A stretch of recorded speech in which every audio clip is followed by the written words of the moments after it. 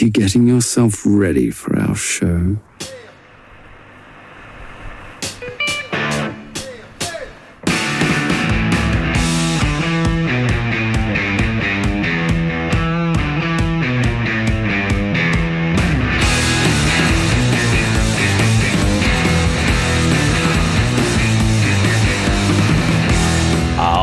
Everybody, Jigs and Bigs, it's another Tuesday. It's Bobby Roast Beef here. I got Sean the Fisherman in the house. This week on Jigs and Bigs, we're tackling a different subject, a difficult subject at Jigs and Bigs.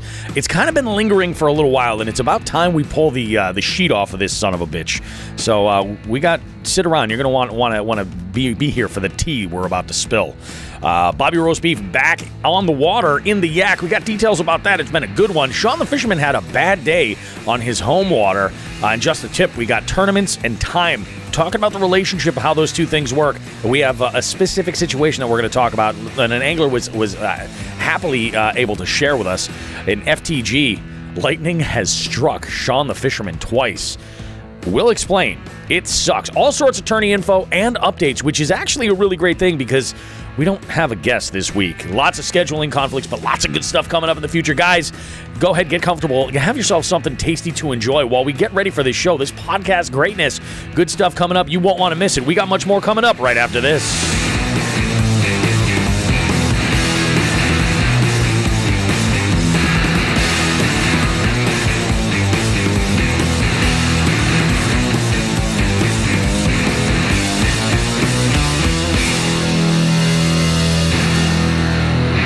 That's awesome. Every time that song ends, I want to do like a James Hetfield, like, yeah, you know? Yeah! It's even better. It's even freaking better. Sean, how are you, man? It's Monday morning.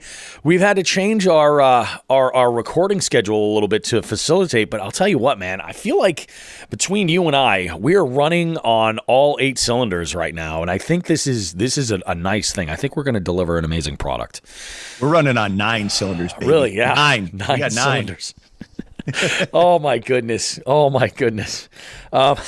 Before we get into this, like this morning, as I was, I was taking care of the dogs and, getting my wife, my youngest daughter out to school. And I was just kind of enjoying some coffee and a little bit of breakfast. And I was working on a project at the same time for our KFL collaboration show that comes on Thursdays now. And wait till you guys hear this. I think there's great stuff here. We've just been having a lot of fun with this. It's going to be really great. But I was watching a couple of videos that I've kind of like lost track with because this weekend for me was busy. I did a wedding on Saturday, and then I had to help out a good friend of mine, a colleague that had some difficulty with some events that with his on his books. So I had to fill in and do sound for a lacrosse tournament, which is basically me sitting for like 7.5 hours just playing music and making announcements, thanking vendors and sponsors of the event, stuff like that. It was very easy, but I'll tell you what, I feel like I didn't see my family all week. So not only that, I didn't got the normal fishing content in the evenings that I like to consume, I missed out on. So I watched a video from our good friend Fishing with Becca, and I'll tell you, man, I love Becca's authenticity, 100%. I love it. She did this video that's a survival video with one of these little, I'm not 100% sure where she got this one specifically, but like you see these things on Amazon, these fishing survival kits, right? Have you seen these things, Sean? I think so. It's just like it's a little, almost like a collapsible rod and reel that if you get stuck in the woods, you can go out and catch yourself some food. So this doesn't even have a rod and reel. It's like a tin for like Altoids or something. And there's fishing line. There's like a couple of crappie jigs in there. There's some hooks and some sinkers, a couple of small chartreuse foam bobbers, and what else was there? It was just a couple like odds and ends, things like that. And she did a survival video, and she caught this tiny little bluegill out of this body of water.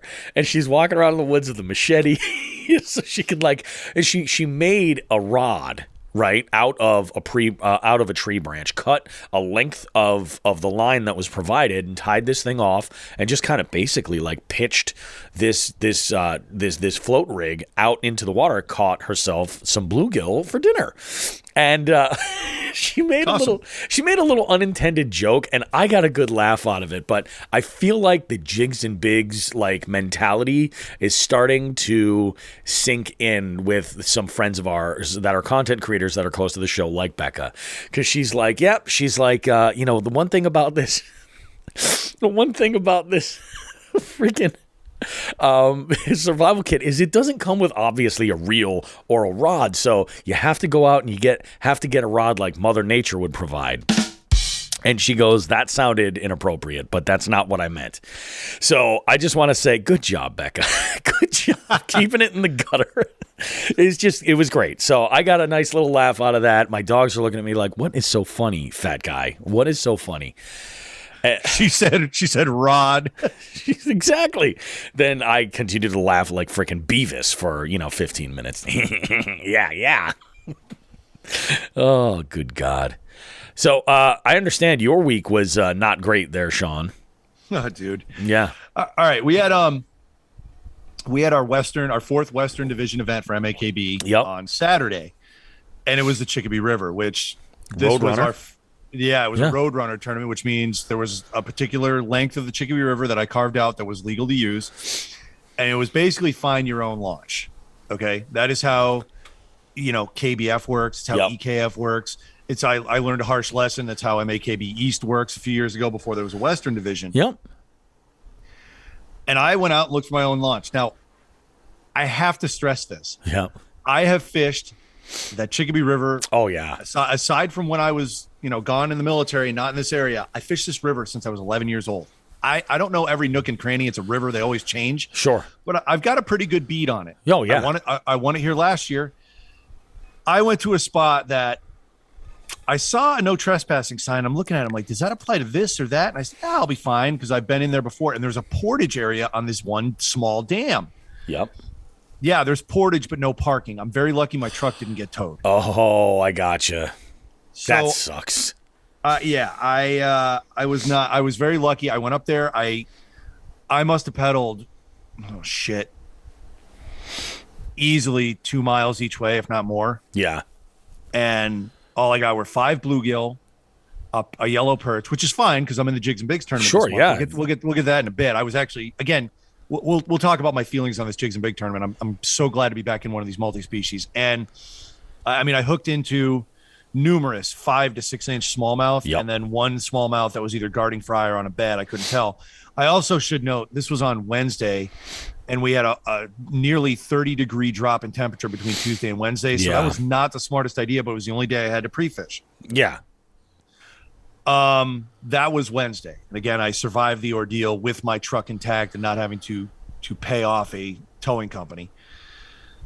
Saturday rolled around. Now, in between Wednesday and Saturday, I thought to myself, if I'm having these kind of problems with launches, I know I was getting a question or two here or there, maybe I should see if there's some sort of alternate means. The place we threw in last year, while it was extremely difficult to get in and out of, was at least legal. And then I made a couple phone calls to a local business that had some parking area, and they were cool about it. That's good. Yeah. So we had safe parking and a public launch. So we all launched from the same place. This year, the road we launched from is completely torn apart. There's nothing but dirt. It's a dirt road now, and there's berms on the side. So I'm sure the city, who's paying all this money to have this road replaced, is probably not going to be happy with us driving up on the side of this road and parking wherever the hell we want.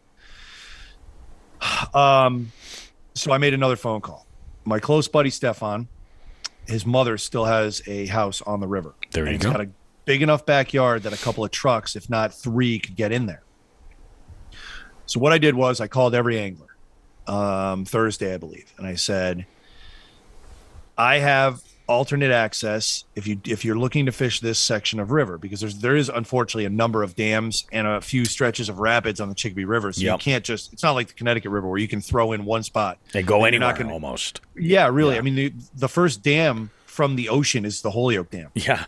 You can go from the ocean all the way to Holyoke, Mass on the Connecticut River. Yep. Now, there are rapids, but I'm just saying, you don't have to portage your boat around dams. I called my buddy's mom. She was happy to hear from me, which is highly unusual. I got that Eddie Haskell thing going. And we nice. And we talked for a little bit, and she said, yeah, no problem. How many cars you thinking? I said 3, and if we need to, we'll double up, whatever. Yeah. Once I talked to every competitor and let them know that this was going to happen, because I needed everyone to have a heads up on this, to have some time to think about it. Yeah. The last person I talked to was Jerry Multi-House. I gave it an hour, said everyone's got time to think about it, and said, I opened it up. I said, whoever wants it, first come, first serve. I can get 3 vehicles down there. Now, my initial plan was, keep it for yourself. Tell everybody to fuck off. yeah, exactly. Yeah. No, I was actually going to have more than the amount that I thought, because I said, well, I'll put anybody's 3 vehicles. We had 2 guys, Kelvin Nova and his cousin John Liriano, were coming out from Boston to fish this event. Uh-huh. And I said, well, if they're unfamiliar with the area, they can fish there. Unfortunately, they have separate trucks, so there's 2. Tim and Russ, Tim O'Keefe and Russ Hatch usually travel together. I asked them if they'd be okay with that again, and they said yes. So that's 3 trucks, and then I was going to drop my truck off there. My parents actually moved a couple blocks away, so I'd be able to park in front of my parents' house. There you go. Have 3 trucks down there, and that'd be 5 people using that access. There's room for the access. We just didn't want to destroy your yard. Of course. Yep. And Tim and Russ were in. I said I'd be down there because, again, I can't just tell people to go use a house that I've gotten permission for. You know, there's a little bit of etiquette there. Exactly. You want to be present, you know, to keep manage things, you know. Yep, exactly. And make sure everybody's respectful. Not like they wouldn't be, but sometimes we as anglers get a little loud in the morning on tournament day. I understand that. Exactly. And John and Kelvin said they were in. So that was 5 of us. My plan was to move my truck.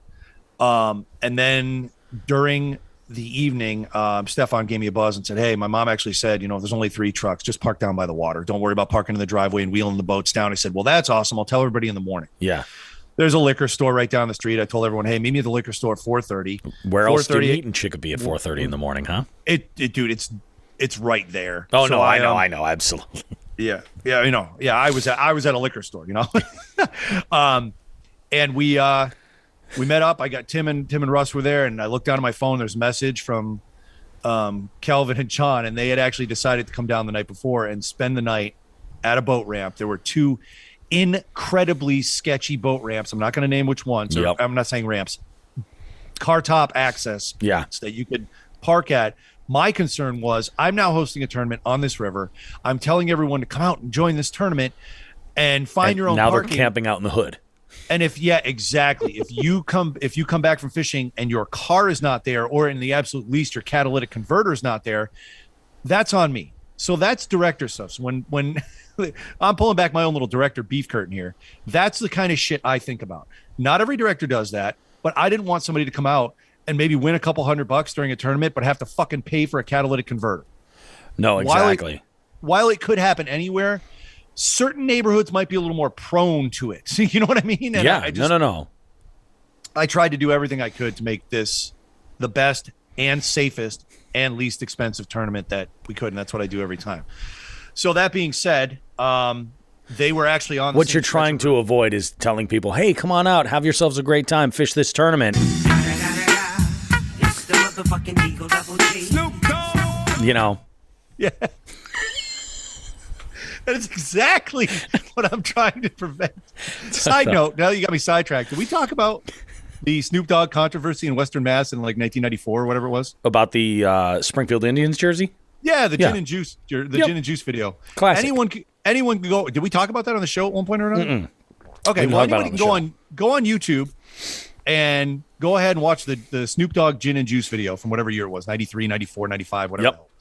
And at one point or another, Snoop is partying out in the parking lot wearing I believe is it the Rangers or not the Rangers? Is it the what's the other hockey team out of New York? Goddamn, not the Rangers, the Islanders. Islanders, yeah. Yeah, it was either the Islanders jersey or the Whalers jersey. So Springfield, Mass, aside from being the beautiful home of basketball, also has a minor league hockey team in the AHL. And now what are they now? The Springfield Thunderbirds? Thunderbirds, yeah. Thunderbirds now. Prior to that, they were the Falcons, and then prior years. to that, they were the Springfield Indians. Yep, they were the Springfield Indians through the 70s, 80s, and up to the mid-90s, I believe, right? I think so, yeah. Even maybe even later. Either way, Snoop Dogg is in this video wearing a Springfield Indians jersey, and I think it's the orange and blue one for the Islanders, but it might be the silver and it's aqua the silver and Whalers. blue. Yeah, it's the Is Whalers it okay? one. So it's the Whalers one. I just forgot because that was at the time they switched over, and he's wearing that jersey, and I remember when it finally made a big deal. There was no social media back then, so a few weeks later after the video premiered, I remember seeing it in the newspaper. Yeah. Does Snoop Dogg have gang connections to Western Massachusetts? More at 6. What's funny is this. I, for a short time, would host trivia at the Mass Mutual Center for Thunderbirds games before the game would start. So basically, I'd time it right before the national anthem. I'd be done with my game. And then there was one random day where they called it Gin and Juice Saturdays. and what, because they do the Thunderbirds sell a old school not, I don't want to say a parody, but like a tribute jersey that's the Springfield Indians, because they still like pay homage to the old tradition of the team from Springfield. Yeah, I was like, oh, that's pretty cool. So like, yeah, of course I played the song, and they had like all the drink carts set up. They had a drink special. It was gin and juice, and it was god awful. Yeah, I can imagine. Yeah, I can imagine. But I had to have one as a, a little tip. When in Rome. What a tangent that was. Yeah, so let's reel this back in. See what I did there? We're gonna reel it back in. Love it. We'll get back to the Chicopee River here. So we started at 6. It went to 2:00. I threw in with Russ and Tim. They went upriver to go after some smallmouth, a little shallower up there, a lot of rocks. And I went downriver to go after some largemouth. And at 6:01, my first cast, I hooked into a fish. It was beautiful. It was about 16, 17 inches. I'll never know because it threw the fucking hook about 2 feet from the boat. And I said, that's all right. That's a good sign. We'll go from there. Well, the problem was throughout the rest of the day, the clouds dissipated. Yeah. And that cloud cover, I think, was making the fish a little more willing to chase something. And yeah, I threw jigs, I threw Neds, I threw Rapalas, I threw fucking everything. And my day was pretty shit. I even went to a point where I went all the way upriver. I pedaled my ass, I don't know, maybe 2-3 miles. And I got to a rapids point. And I said, well, there's something unusual around this bend of the rapids, right? I'm going, because I tried paddling. The propeller couldn't, it was too shallow for the propeller. So I had that up. I was trying to paddle, and the river was rushing. Not as bad as the Connecticut River was, because this was just shallow, ridiculous water. It was a rapids. Yeah. I said, fuck this. I'm Sean the Fisherman. I grew up in this river. I don't give a fuck about the chemical corporation up the river. I don't give a fuck about the rocks. I don't give a fuck about the Helgramites or crawdads. They're going to be nipping at my feet. I don't give a shit. I had my shoes off. I jumped in the water. I have a tow thing on my kayak, so I just started pulling it, because that's legal to do as long as I'm staying in the water. Yeah. I'm not portaging the kayak. Sure. I'm just walking through a shallow section, right? I got about 10 steps, and it felt like stepping on Legos dipped in fucking lemon juice. And I'm going, the fucking rocks, and I had this immediate flashback to the mid-90s when I was out with, I believe, the Dude Butt. The first or second time we went to this particular spot. Okay. And we had not yet started wading in shoes. We were going barefoot. And I remember wading on these You were rocks. raw dogging? We were raw dogging it. We were barebacking the rocks. And highly unnecessary rope speed. I remember turning him to saying, wow, you're a real fucking tenderfoot, huh? Who's the tenderfoot now? It's amazing what 20 or 30 years can do to you. I got about 6 steps, and the only shoes I had with me were I bought a decent pair of everyday shoes maybe 3 months ago. Yep. I wear them. They're comfy. They're Skechers, I believe. Skechers or Timberland, something. I don't know. They're like hiking shoes, right? Gotcha. Those got very fucking wet because they went right on my feet, and then I was like, "Oh, this is so much better. Why didn't I just put these on?" But I didn't want to trash them. So they're in the washing machine right now. I'm gonna make a recommendation of a great. Now like whenever I kayak, I'm just weird about being barefoot. I like to have something on my feet most of the time, even if it's like a sandal or something like that. I don't know. It's just me. But when I'm in the kayak, I like to wear like water shoes for the exact reason. Like when I'm launching with the Titan, like, working with the landing gear and everything, like you're gonna get wet. This year I found what I think is the best water shoe for the money, and it's made by Crocs. But it's almost like a Crocs running shoe. Yeah, I saw that. I Yeah. saw those are very interesting. Yeah, how much were those? They're like 30 or 40 bucks. That's not bad. Yeah, it wasn't bad. They drain faster than the PFG and the hooks that I've had previously. The hooks are like a traditional like sole. They're like a running shoe, you know. Yeah, The PFGs that I have, they're all right. They're a little bit more like styled like a Van style sneaker, but they don't drain as well, and they take forever to dry. This is not the case with the Crocs. Like they drain quick and they dry fast. Like if you take them off, if you give them like 30 minutes, they're dry. Oh, okay. Yeah, and Well, they don't look like Crocs. Believe it or not, I'm fine with my feet on the pedals. Yeah. Oh, yeah. On the pedals, it's the fine. Yeah, it's the rare instance where I have to do something like unloading or loading the boat, and that's the only time I'll wear shoes, and I'll just use old running shoes. Sure. The reason for that is, somehow I was gifted with the ability to actually get a decent tan in the summer. Yeah. It's that Eastern European Polish in me, right? And if I wear shoes and I'm out for 8 hours a day, or if I wear Crocs, or if I wear water shoes, like I have water shoes I used last year, Yep. you can call me socks for the rest of the summer. Yeah. Yeah. Because Oh no. 100%. My feet are like pasty white. I'm just out there tanning. Fuck. Yep. That's what I'm doing. Taking a little tan on my feet. You're So out there I just do getting a little bit of sun, getting a good base. that's what I'm doing. Nice. You know?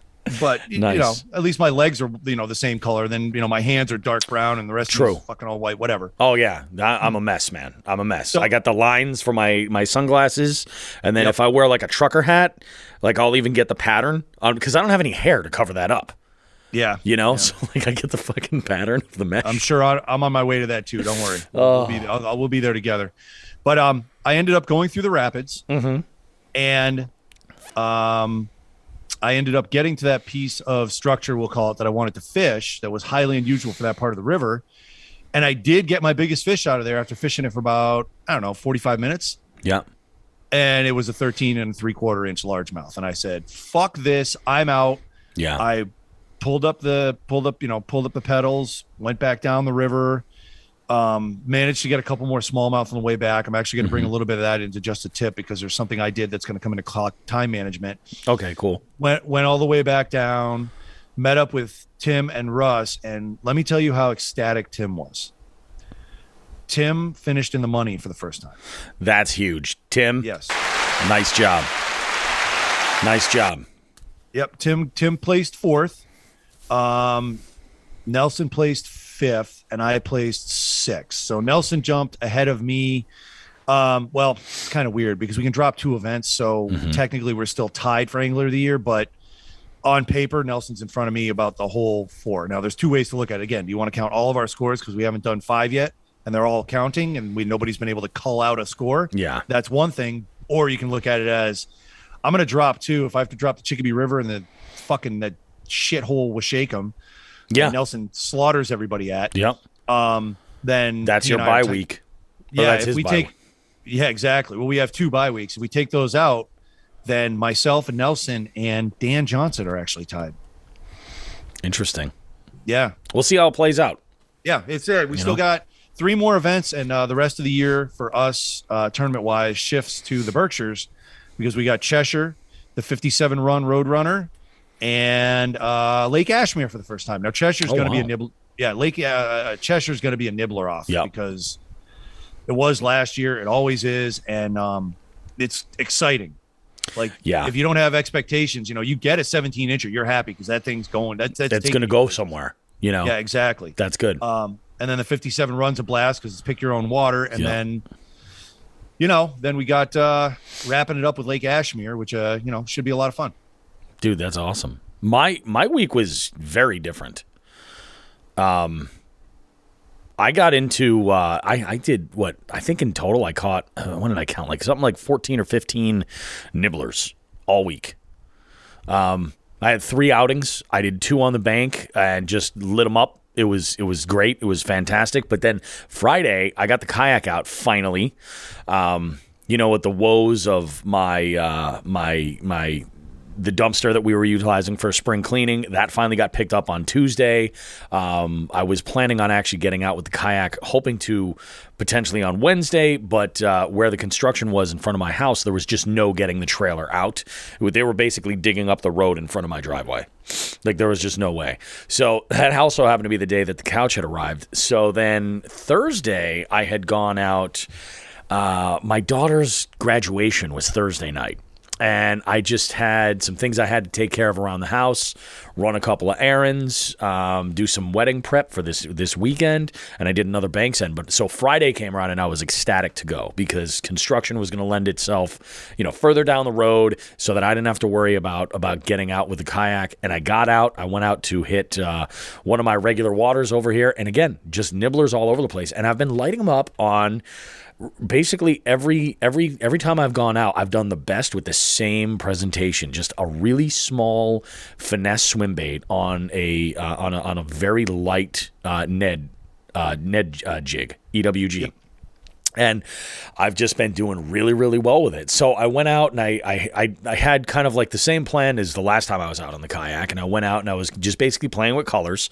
And once, I was started with the first thing I threw, they started with, and I started riffing off of that, trying to get a bigger bite, and it just couldn't happen. But something really great happened while I was out on the kayak.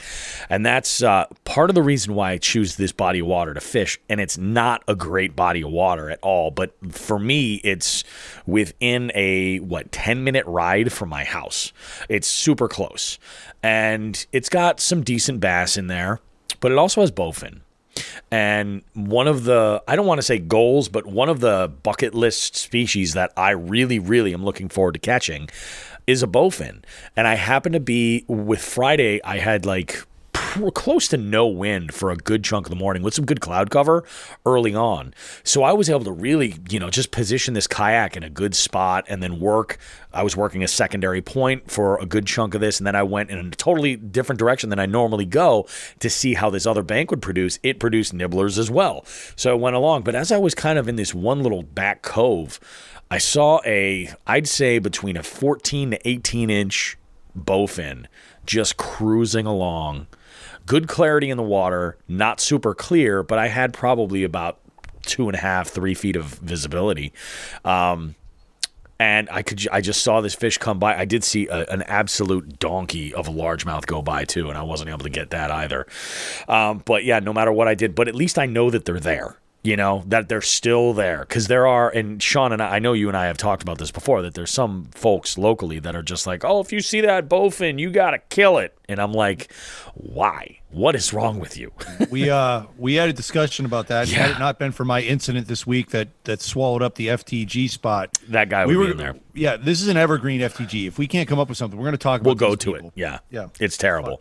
So we, I was out doing my thing, and I had a good chunk of time, and I had an absolute blast. It was just absolutely amazing. I had to go and pick up some dry cleaning, so I got off the water, took my boat around. Man, it was so nice to be back out on the kayak. It really, really was. Tonight, I have to remember to grab my batteries, my Nocqua batteries, and charge them up.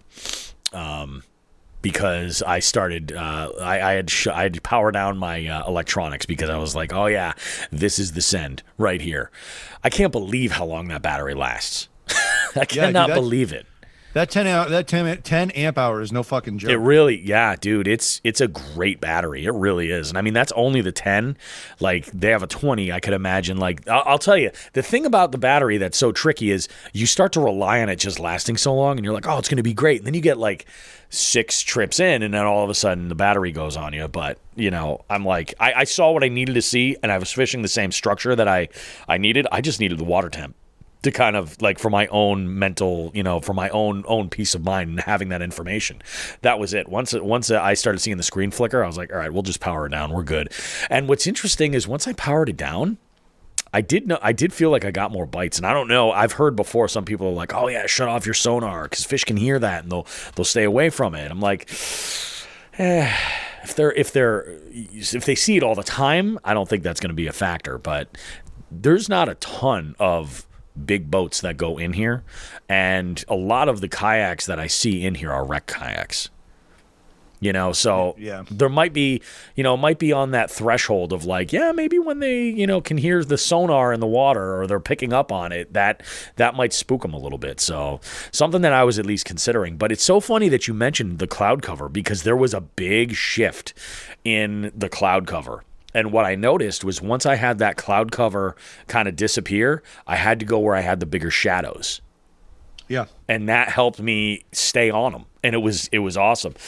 Everything all on the same bait. I threw a couple of similar presentations, like bulkier baits, to see if I could get a bigger bite, and I just wasn't able to put it together. But man, they were just munching on Friday. It was great. And then the plan for this week is I am going out Wednesday through Sunday. Or I'm sorry, Tuesday through Sunday.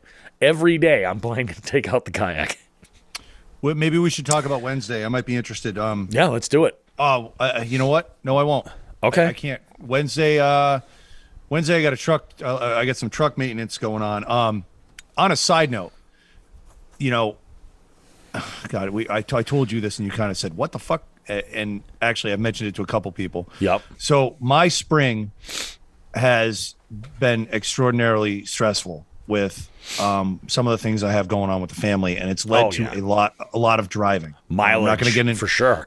I'm not going to get into what, but with my truck still being new, I just take it to Toyota for the maintenance. I'm not doing oil changes in my fucking driveway. Yep. And I brought it there the first week of May. I have a scheduled appointment Wednesday. 5,000 miles I put on in a month. Isn't it wild, dude? 5,000 miles. That's crazy. I put on. That's crazy. That is, like, I know I drive a lot, but like what has been going on has been so there's nothing you can do about it. Yeah, exactly. Yeah, it's crazy. So, unfortunately, I'd love to join you, but we're leaving Thursday. I'm leaving Thursday with Russ and Nelson. Yep. And possibly there is a smidge of possibility that Jerry Multihouse will be joining us. We're going up to Champlain to fish KBF event. Nice. Yeah, we're only doing one day though.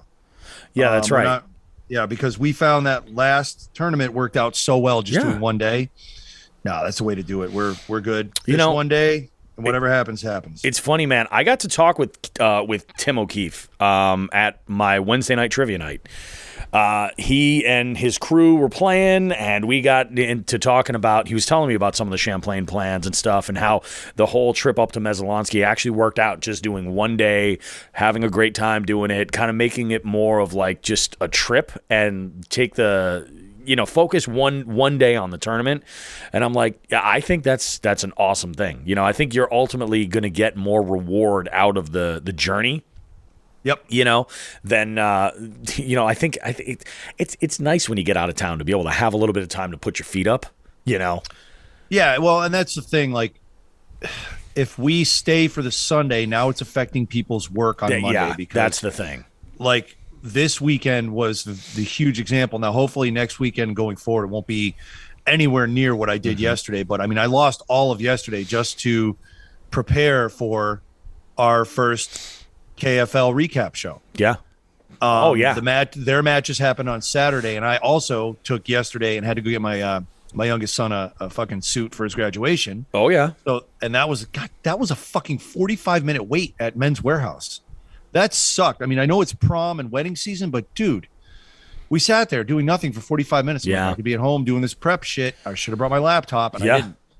And then when I got home from 3 o'clock to 11 o'clock at night, all the way, with the exception of dinner and something else, I worked my ass off on this fucking show. So I think we are going to try to make it happen in Jigs and Bigs in the future to get you a MacBook. And here's why. Okay. I have noticed that having the switch from iPhone years ago and getting used to working, that the devices are seamless. Like, they work together so ridiculously well that you could utilize tools on your phone and have them seamlessly, automatically just transition right over to your laptop. So if you're ever in a position like that, you could then go ahead and say, okay, I'm working on such and such, and then boom. When you get home, you can then, clean things. I do this all the time, like using my Notes app. when I'm at a meeting or something and I've got to take notes for, a bridal party for introductions or something like that. Then I'll go home and I'll on my laptop while I'm doing all the details, I'll make it look pretty so it's nice and easy to read and adjust, fonts and things like that. But you can do the same thing with like spreadsheets and things like that, where you're able to just kind of access it and make it work. But someday it'll happen. When that big money starts coming in. The big fucking money. I love it. That big money starts coming in. Hey, Elise, pie in the fucking sky. The pie in the goddamn sky. You know what I'm saying? But for now, I'm gonna hunt and pack on my fucking computer, and I don't know. I think you just to do a little pimping for our new KFL venture. You saw what I did last night. Yeah. I think you saw the effort I put in. You put some work into it, man. Creating a skeleton for something like that is difficult, and you did a good job. You guys tune in on Thursday, and you'll see what we're talking about. It's really he really did put his fucking stick his neck out there. We're definitely starting off that show. Yep. To a new audience, and we are definitely introducing them as to who we are and how we do business. Yeah, we are. Before we talk about any KFL shit. Hey, Bobby, hold on a second. Hit me with some funny shit. My son is walking by. He just went to the store and got candy or something. Hold on. It's Brody. I don't ever yell at him. This ought to be good, guys. Hey, look both ways! He didn't get jarred. Did you hear what he said? Fuck you! No, he said, look both ways. He goes, I did. Nice. Nice. Oh, giddy up, man. So, back on that, what else did you do this week? You had a couple bank sends, didn't you? I did. I had I went out on Monday with Paul, and I cleaned house.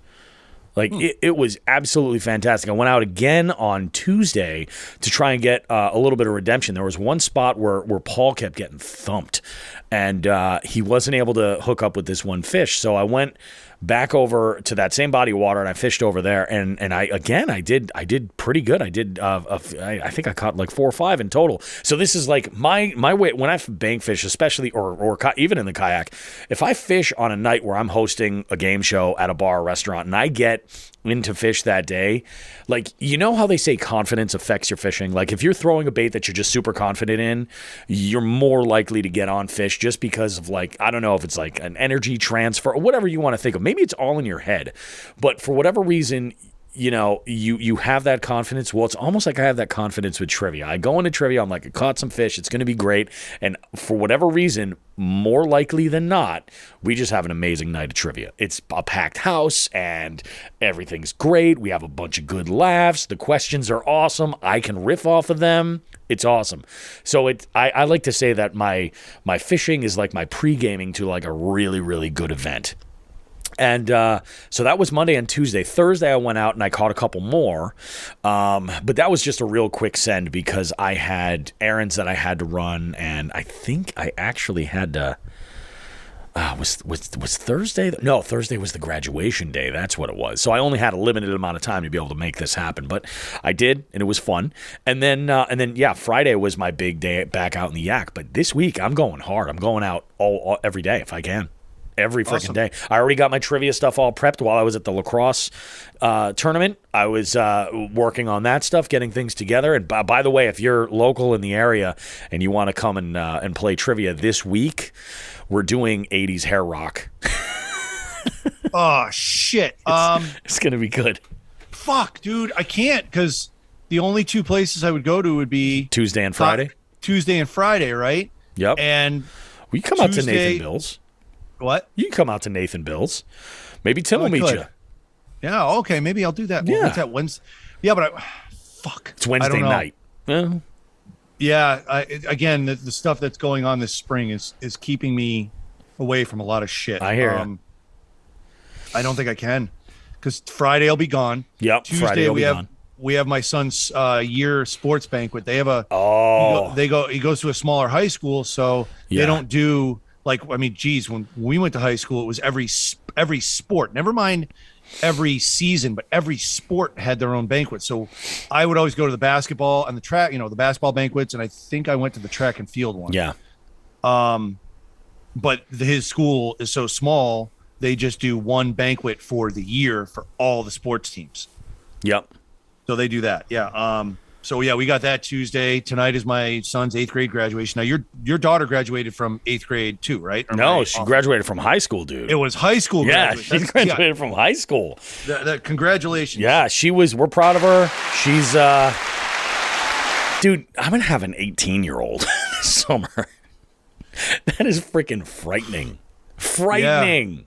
Yeah. Dude, I got two in high school this year now. That is also frightening. Last night we went out for dinner for my daughter's graduation. We went out to Sunday night dinners are tough because like a lot of the restaurants that my wife especially likes are closed on Sundays. And so we threw it out there to my daughter to see what she was into, where she wanted to go. Because my wife was going to come up with like a list and have her pick from that list. But she's like, yeah, I don't know where we're going to go. So she threw this out there. And my daughter, Chloe, she goes, let's go to Red Rose. And Red Rose is open on Sundays. So we went to Red Rose in Springfield. Now, let me say this. We're very lucky in the Northeast. We have no shortage of really great pizza. Yep. No shortage whatsoever. Red Rose is among the best pizza in this entire state, I think. It's on that list. It's fantastic. My wife and my youngest had a barbecue pulled pork pizza, and it was dynamite. I actually had some leftovers for breakfast this morning when I got up. I had an amazing pasta dish with, crushed red pepper, sausage, peppers, onions. It was delicious.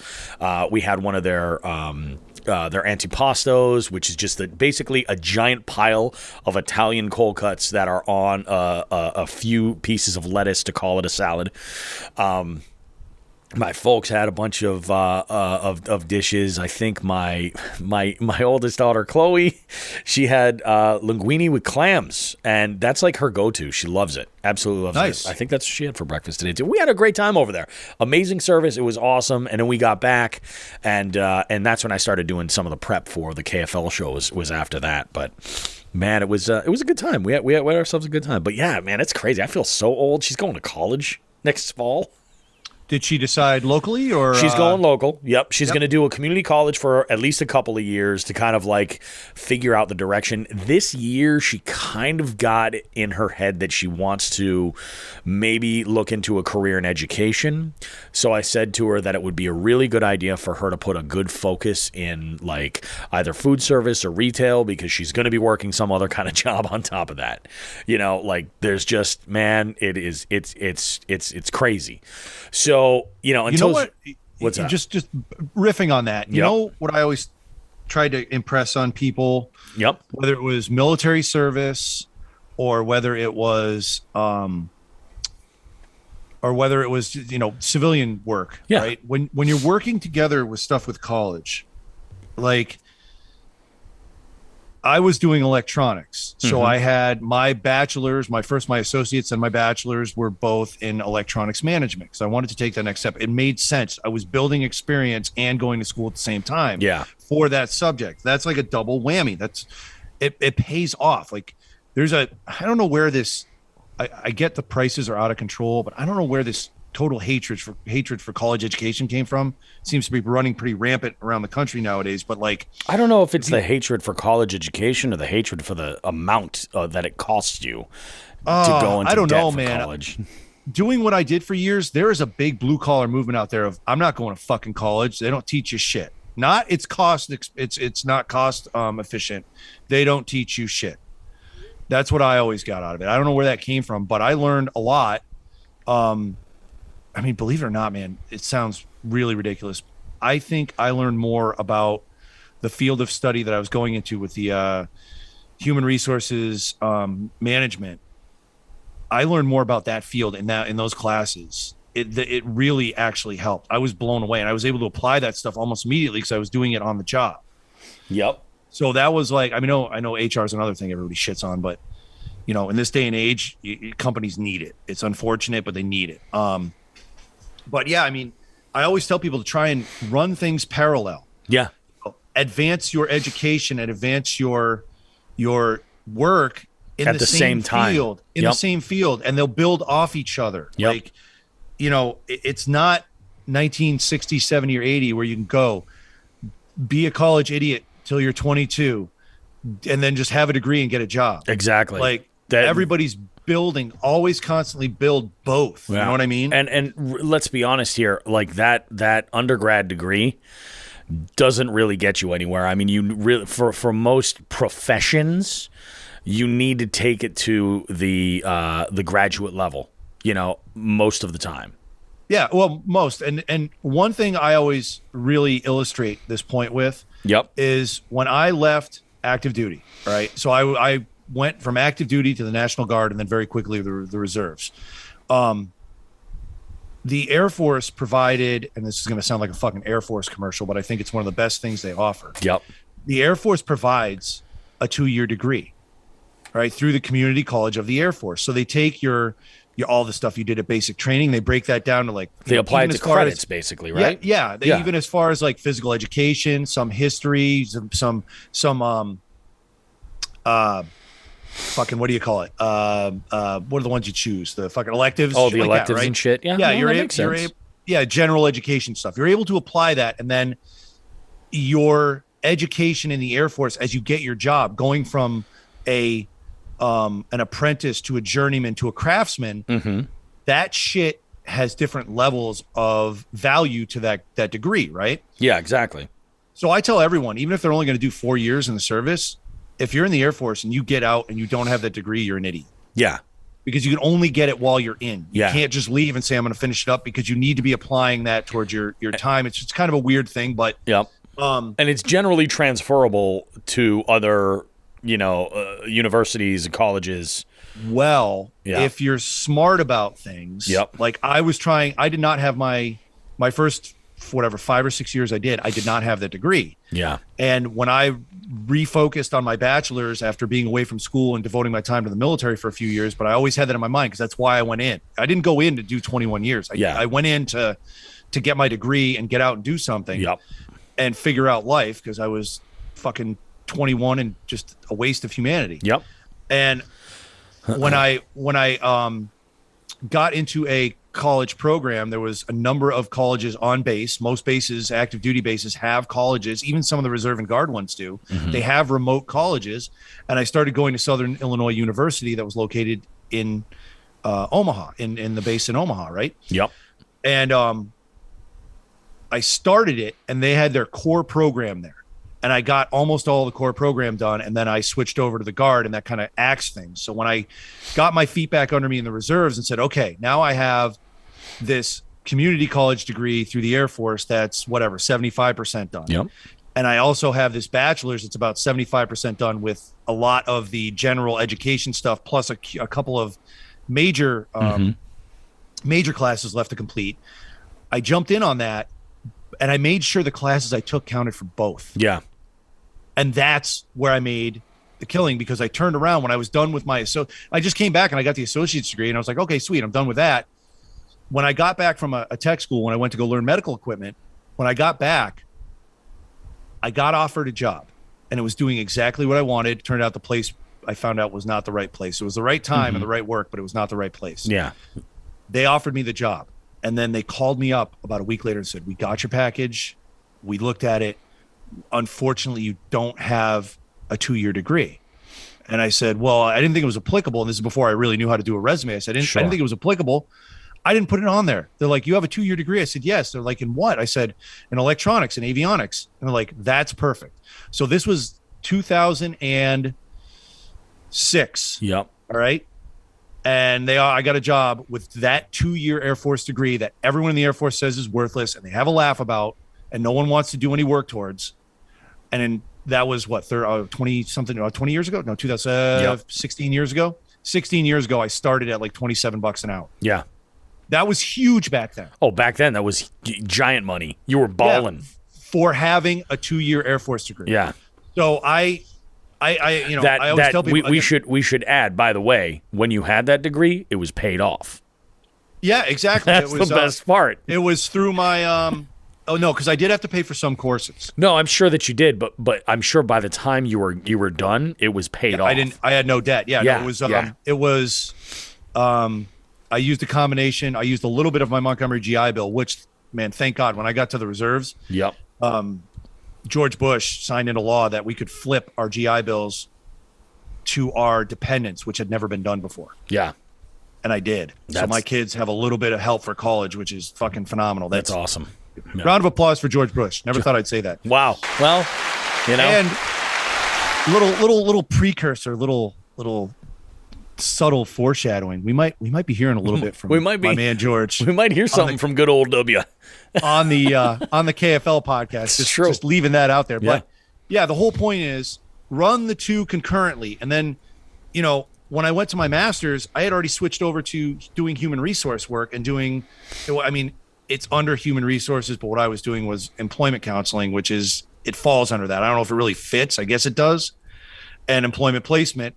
I mean, HR folks are, I mean, I had an HR person that I worked with. I was not HR. You know what I mean? It's a weird, one of those gray area careers that just kind of gets lumped in with HR. It has some characteristics of it, but it also has a lot of characteristics with recruiting and salesmanship. You know, one of my favorite, it's not George W. Bush, but one of my favorite Bush quotes ever is, "Read my lips." Yes. Read our lips. So that was a fucking rabbit hole we did not plan to go down. I know. It's not on the format, but it happened. It happened. No. So, I mean, that I think all I could say is employment counselor, or Sean, the employment counselor, says, if you're going to go to college, if you don't have an idea what you want to do with your life, wait and go work. Yeah.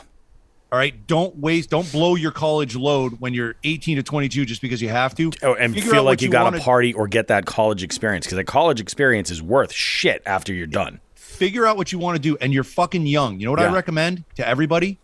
Work a full-time job and pick up a side gig. Yep. And then you'll know like, oh, well, I really like doing my side gig, or I really like doing my full-time job, or I hate one or the other, or I don't like or hate either of them.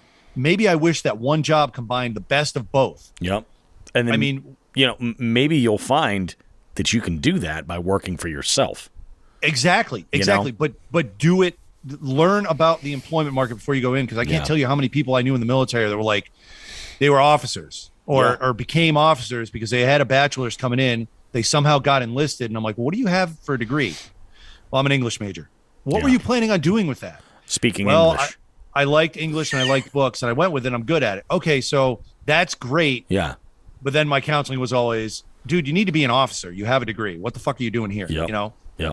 And it just went from there. But that's the the unexpected job counseling section of this show that we just went down. Now it's time. I have nothing more for a week in review. I mean, that pretty much covers mine. I think we need to get into this hot topic. All right. Well, I'll keep talking then, because I think this has fired me up a little more than it's fired you up. It's oh yeah. Well, let's go ahead. This is something that's kind of, the fuse has been going for a very, very long time, and it's time that it blows up. So I want to preface this whole thing by saying we are not going to divulge any names or company names, brands, like that. Nothing like that. Yeah, brands, names. We're not. We're going to keep that's this. Not the business we're in. Yeah, we're not going to blow it up, but we have to vent here, because I don't know. When the show started, you and I got involved in a company. Well, I want to clarify that involvement. Okay. Yeah, go for it. When you say when this show started, we got involved.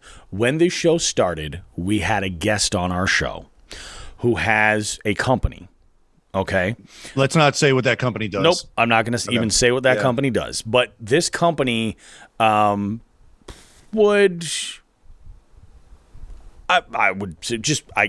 gift us, I suppose. Like, there was no agreement ever. We had never had an agreement with this company at all. Some of their products. And, we would utilize them and, whatnot. And we would, talk about them on the show and stuff like we would do. I mean, but we were very, very honest about our opinions of this necessarily. There was never a relationship working with this. This was just a friendly sort of thing. It was what it was. We were never, pro staff members. We were never any of this stuff. It was never discussed. You know what I mean? Yep. So this had kind of gone on, and then this is sort of where Sean kind of enters the fold as far as how his relationship with this company and the company owner kind of started. You can go ahead and pick that up. Yeah, I did get a little more hands-on involved and offered a number of things, including some, I don't know how to put this, some business and manufacturing advice. Yep. I even offered up myself, you, and a couple other folks to get hands-on if needed be, and that never once got taken up on. Basically what I'm going to keep this short and sweet, was I put a lot into trying to get this company to further itself, advance, and better itself. Yeah. And everything I said I felt was ignored. Then there was a large period of silence where I was constantly reaching out saying, here's what I can offer. Here's what I can offer. Here's what I can offer. And I wasn't asking for anything back. It was, again, trying to advance things here, trying to help. That's what I do. I'm Sean the Helper. And it never went anywhere. Yeah. There was no responses for some time. Finally, I just said, well, fuck it. I'm not going to offer anymore because I'm getting nowhere with this and I have other shit to do. So we left it dry for a period of time. Actually, to be honest, the ideas that you had offered up and things like that, when things started happening there, it was good.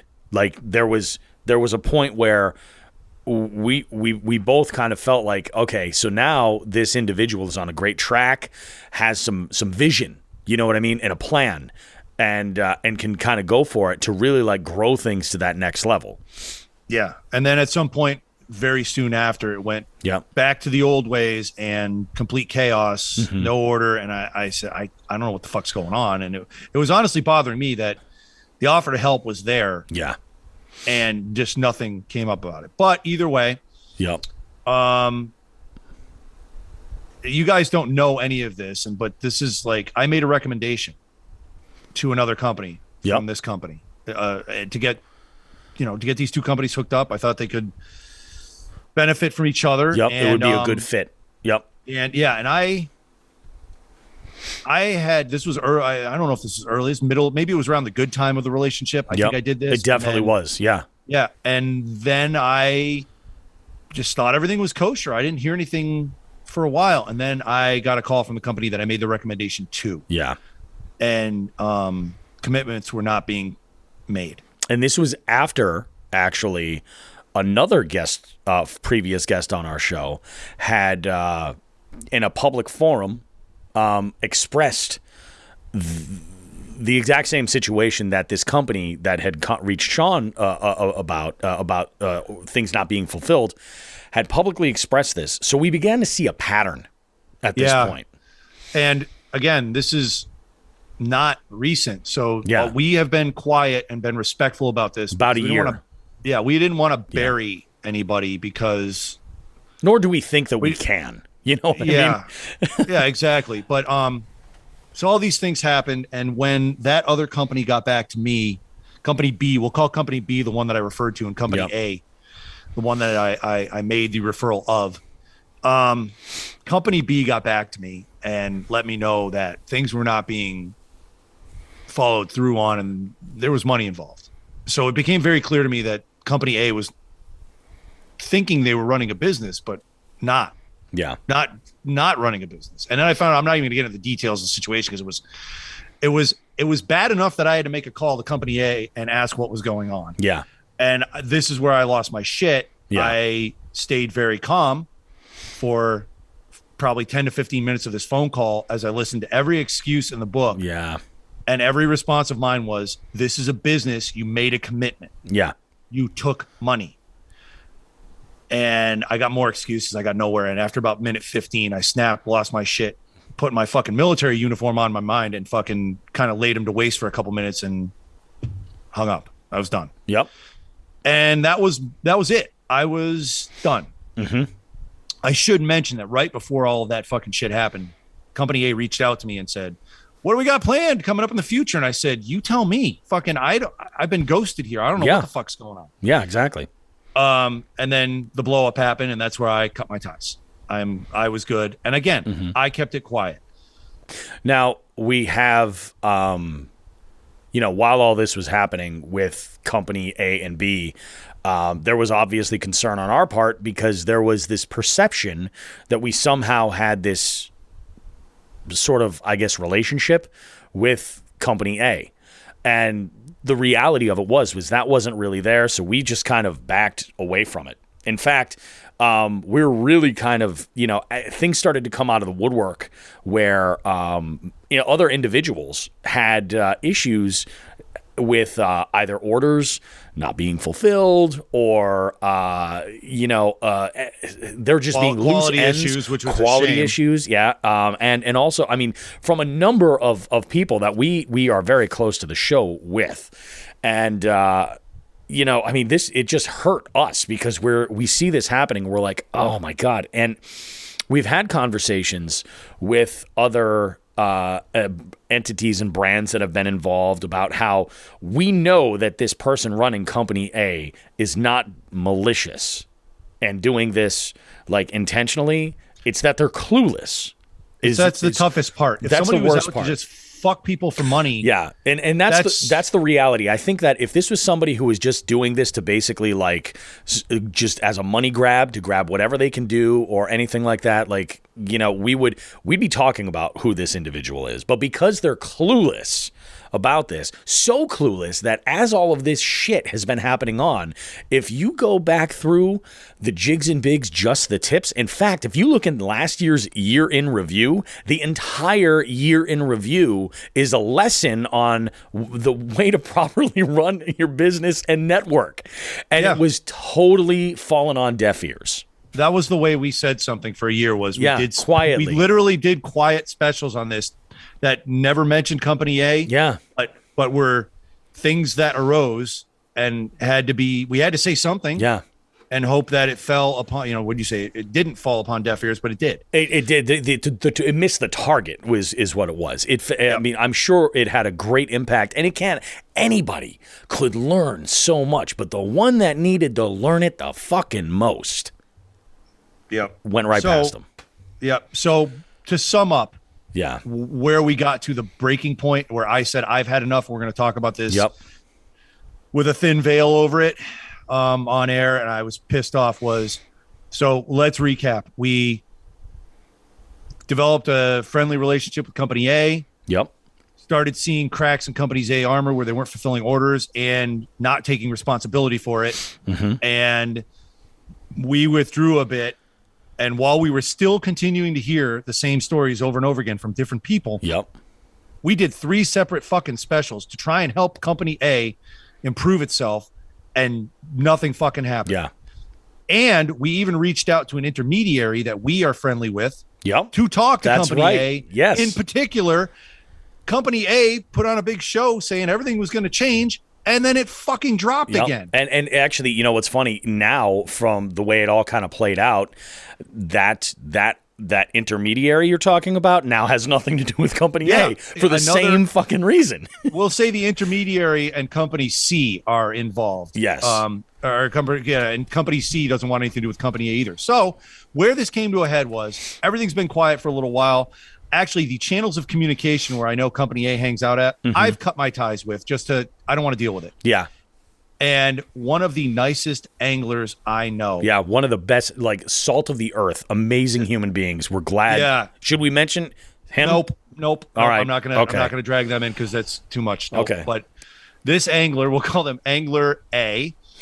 Angler A made a purchase from Company A, and Company A fucking bent him over. Never fulfilled the order. Fuck that.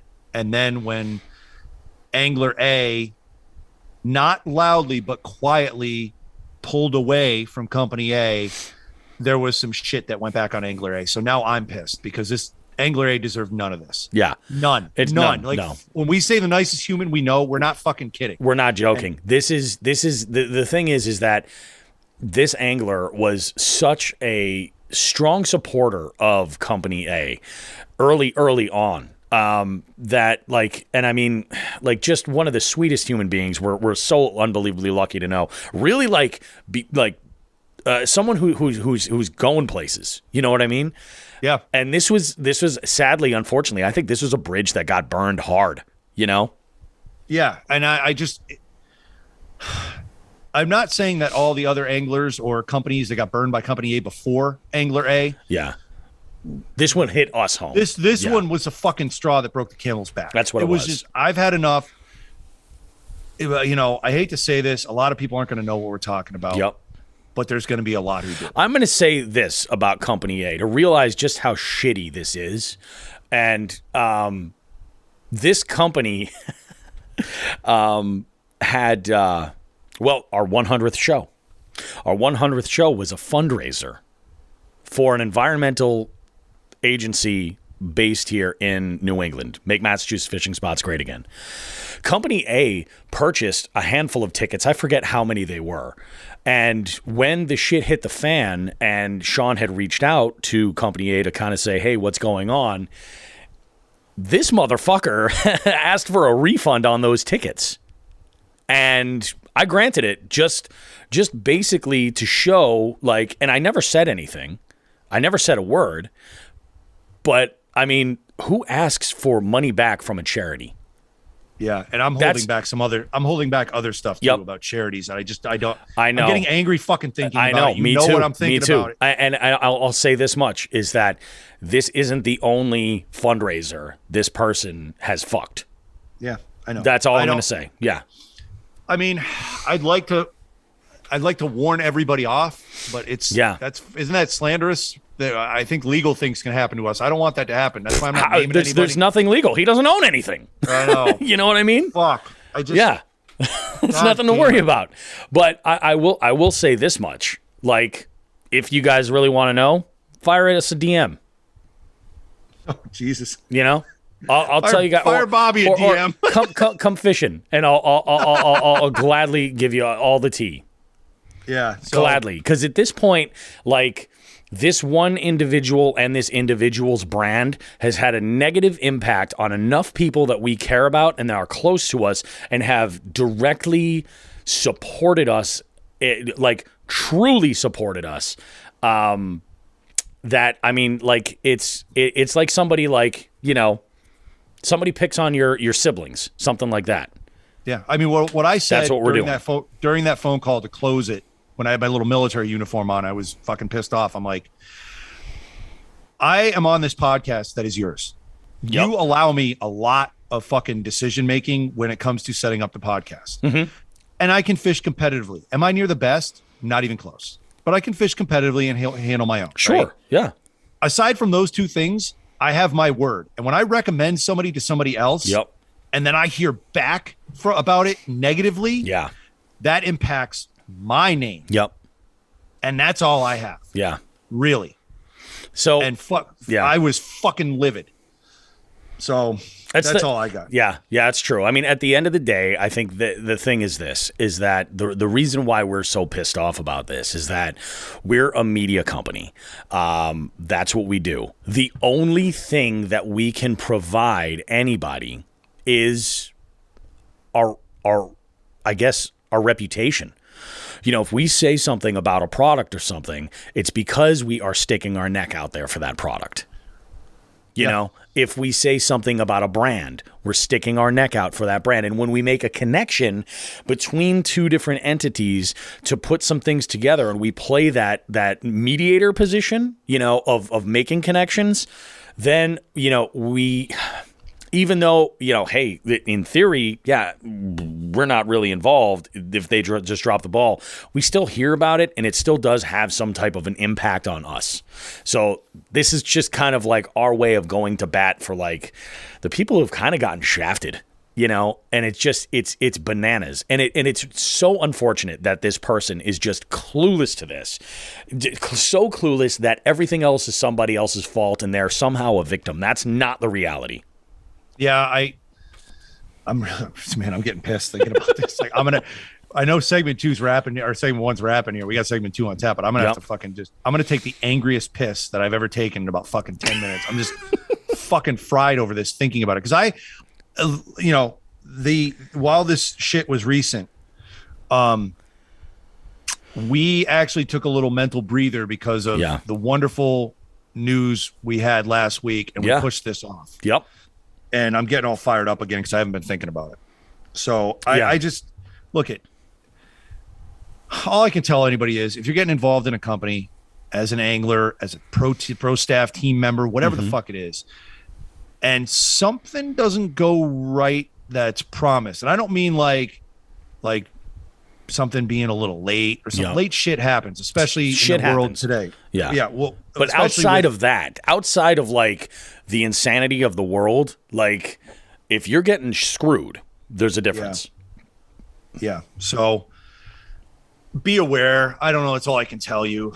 It's fucking, this is a rabbit hole, another rabbit hole that we never thought we'd go down because we thought there was something there, some integrity, and it just... And that's exactly what was missing. I know. It just sucks. It's unfortunate.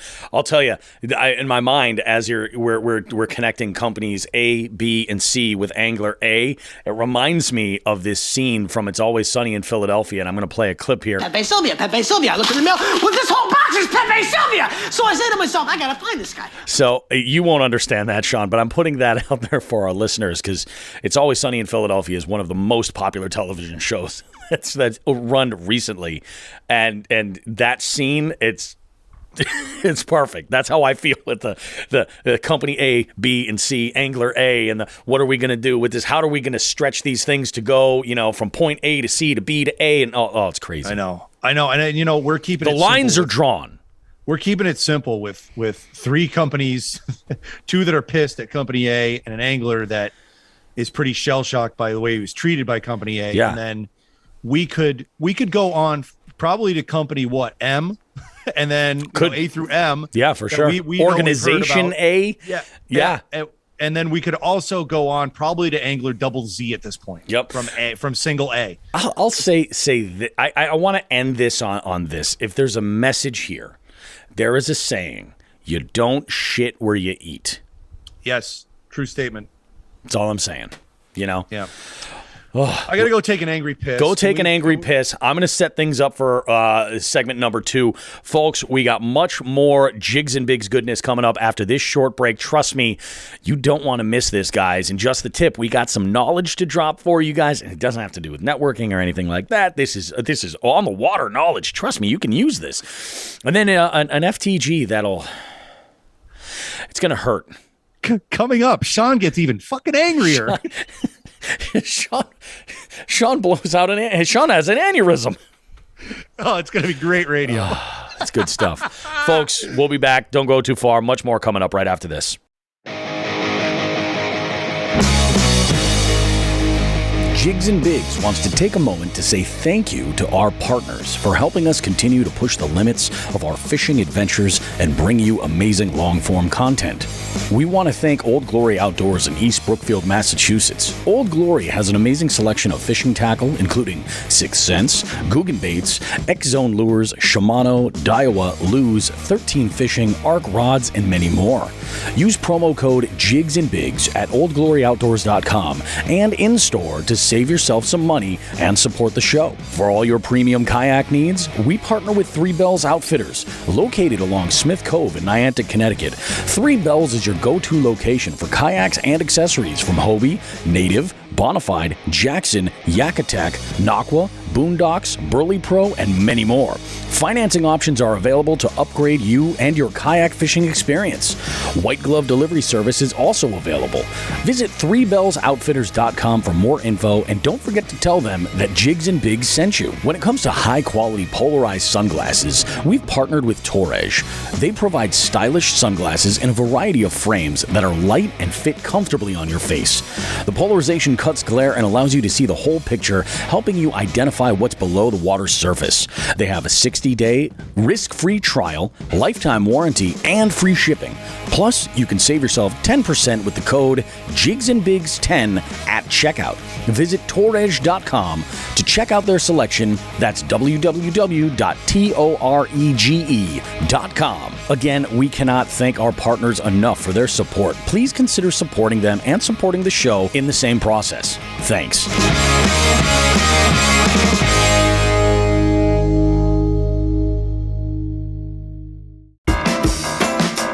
Bobby and Sean now have a special presentation for us all. They'd like to give everyone just the tip. You goddamn right. Yeah. As if we haven't provided enough tips already, we got one more for you. And this week, it's about the relationship between tournament fishing and clocks.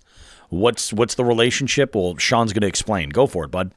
Yep. I had a conversation yesterday with my man, John Medina, and I asked John if it was okay to use his name on this and talk a little bit about what we talked about, because I think a lot of people can benefit from it. And that's literally the sentence I said from the conversation we had. Yep.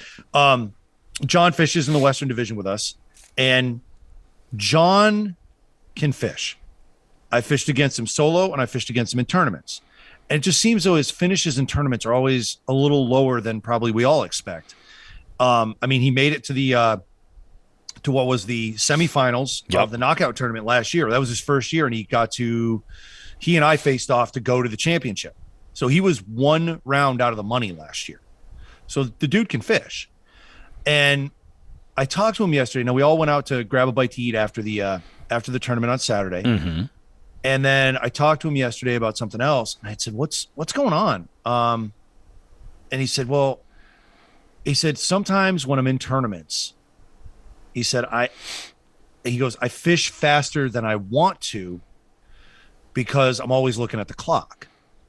And I said, I kind of keep the clock in the back of my mind. You have to in a tournament. You have to know what's coming up when. But I said, John, for great example, this one stretch of river I went up, mm-hmm. I hit all the holes, all the little spots I wanted to hit with a creature Ned rigged, right? And I said to myself, I'm going to hit this all the way up to that structure on the other side of the rapids, right? I'm going to fish it there. I'm going to give it, I'll give it about an hour. And then on the way back down, I'm switching to just a 3-inch Ned rigged worm because it was smallmouth area, you know? And then I'm going to fish that on the way down. But that was my timing in my head where I think he's cycling through lures. I didn't get the clarification on that, but I think that's what he's getting at. Or he's cycling through spots and not giving them their due. Now, if you're all alone on a spot or a stretch of water that you think is productive, you know, you can work it up with one lure and then work it back with another. And I tend to do that quite a bit. Mm-hmm. But I think what John was getting at is he's looking at the clock too much. Like, oh God, I got to get going in this or do this or move or switch lures or do this and do that. He's not giving, you know, either an area it's due or using a lure in all the particular spots in an area. Right. Yep. And what I suggested for him to do was turn off the clock on his fish finder. Don't have it displayed. Yep. Go out and fish. You know you're fishing till this time. Yep. And I said, if you're worried about it, set an alarm for, you know, if you're fishing till 2, set an alarm for 1:30. Yep.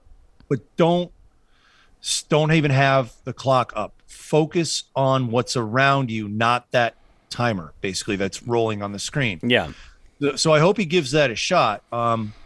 Like he said, he goes, I go out and I'm fine. And I catch multiple fish. He goes, even at the same lakes that we're having tournaments on. I said, well, the other thing too is I have a deeply held belief that after seeing some of the things I've seen in my life, fish are stupid animals, but they do react really well to outside pressures. And if those outside pressures come regularly, like things like full and new moons, things like people on a beach, things like, you know, no predators at night, you know, like no humans out at night on certain lakes, they'll react to that. Because I've seen fish as soon as beach areas close, all of a sudden the shallows where people were swimming half an hour earlier are just full of like 12 and 14-inch largemouth attacking bait fish. They know.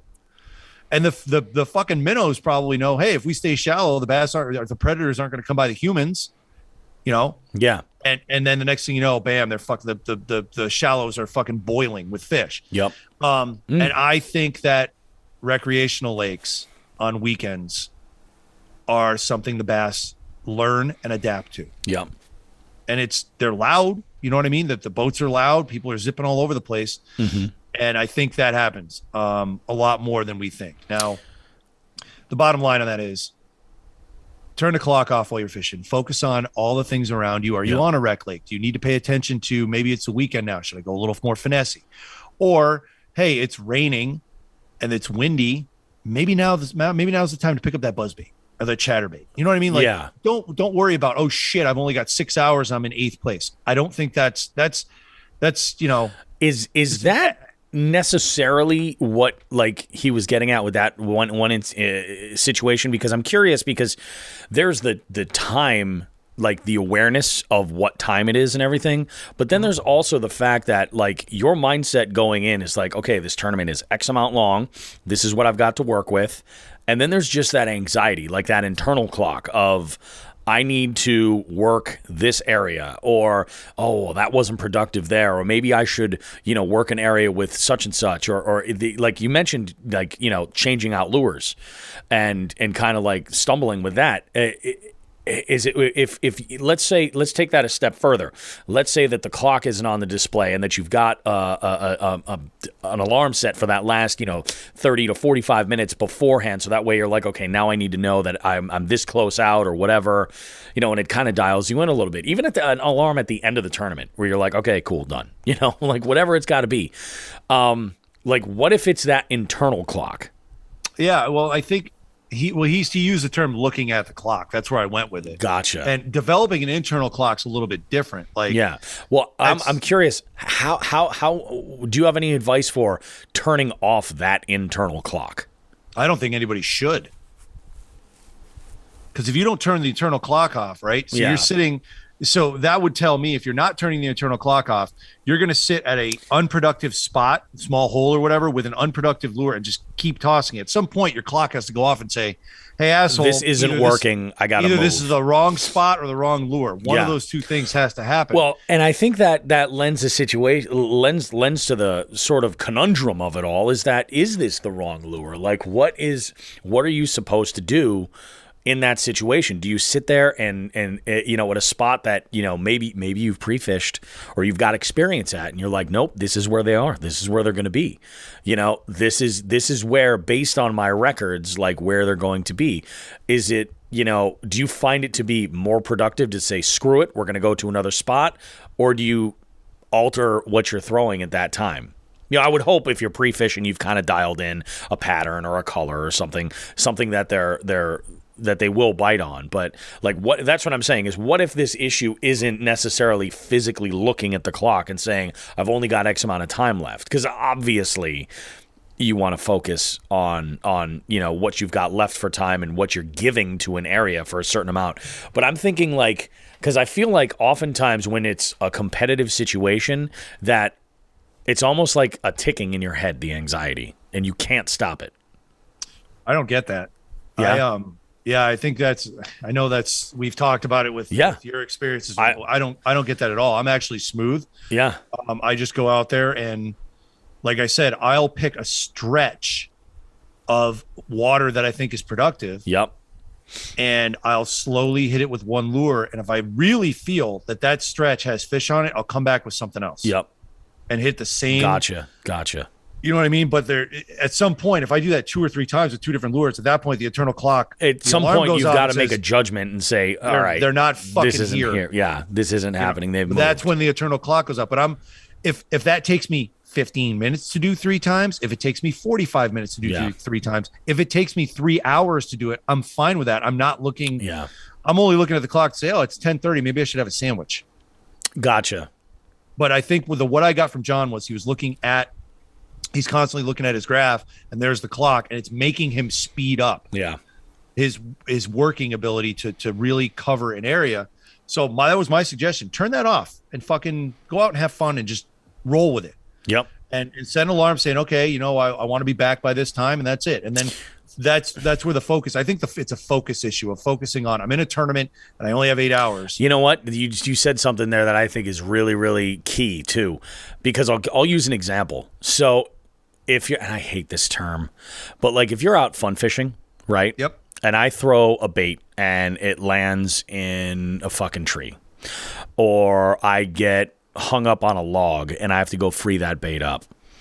God, I'll tell you what, my reaction to that is a whole lot more volatile if I'm in a competitive situation than if I'm just fun fishing.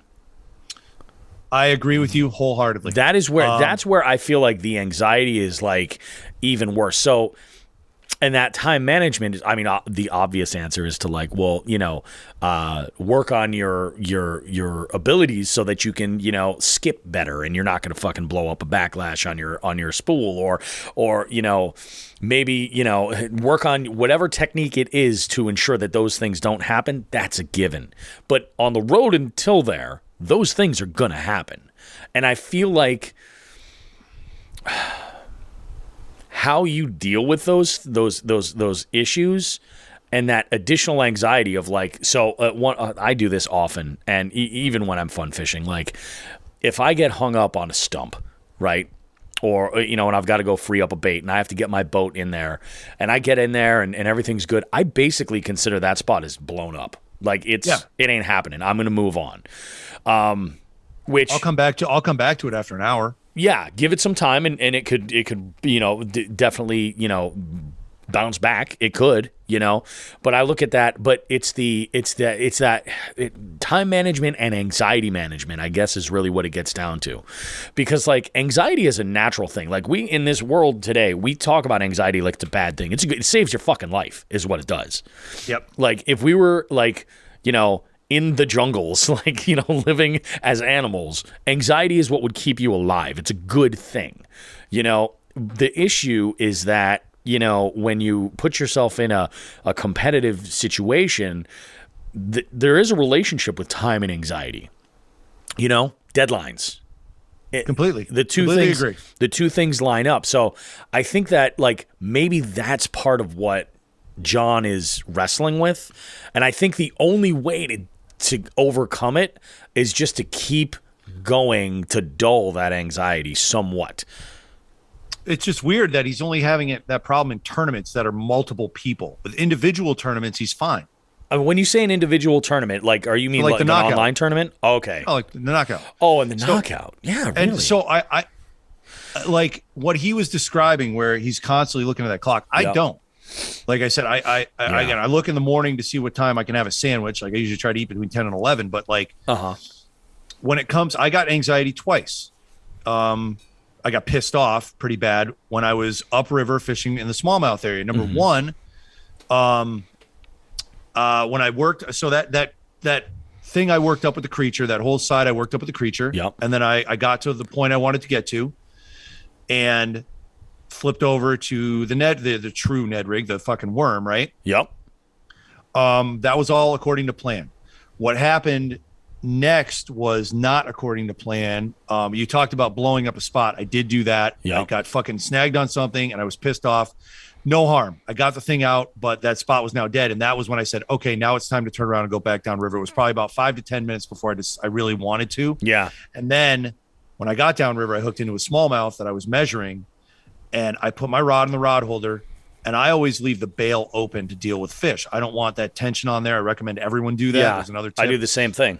Yeah, well, I thought I flipped it back over once I got the hook out of the fish's mouth. I didn't. My Ned went right to the bottom. Unfortunately, I was in an eddy, and the wind was blowing one way, and the current was going in two different ways. I was spinning, and that fucking line went all the way around my prop, tangled up my prop. I had to cut off 30 feet of line. I lost the Ned rig. That's when I was pissed, because I now had under an hour, and I'm fucking around with line on my fucking on my prop when I didn't need to be. And that's when I got pissed. That was wasted time. So now towards the beginning of the day, I think I blew up another spot and just came back to it. I wasn't like, I'm like, oh, that sucks. And I just went away and came back. No big deal, because I had the time. With under an hour left, I'm dicking around my fucking pedal, my prop drive in my lap, trying to, take all the line out. That was a problem. And I did get a little pissed. But by the time I got down river, I saw that Nelson already passed me too. Nothing was productive when I got down river. And I'm like, motherfucker. Yeah. So you know what I did? And this is where I recommend this to people. Jump into one of these online tournaments that we do. because Yeah. I got to a point in the river where there was a laydown, and it was gathering all sorts of shit. And right at the tip of the laydown, where the current was the fastest on the surface, Yep. there was a school of rock bass and crappie. And I saw the crappie in there, and I said, you know what? I already caught a rock bass today and threw that up for the jigs and bigs, which we'll talk about later. But I threw it right in the middle of the pile and pulled out an 8.5-inch crappie or an 8-inch crappie. And I got back to the dock smiling. I was like, fuck yeah, I got a crappie. Dude, that's awesome. So like for me, I'm not putting all my eggs in one basket with the bass stuff. I am so excited to go to Champlain this weekend because there's big pike up there. Oh yeah.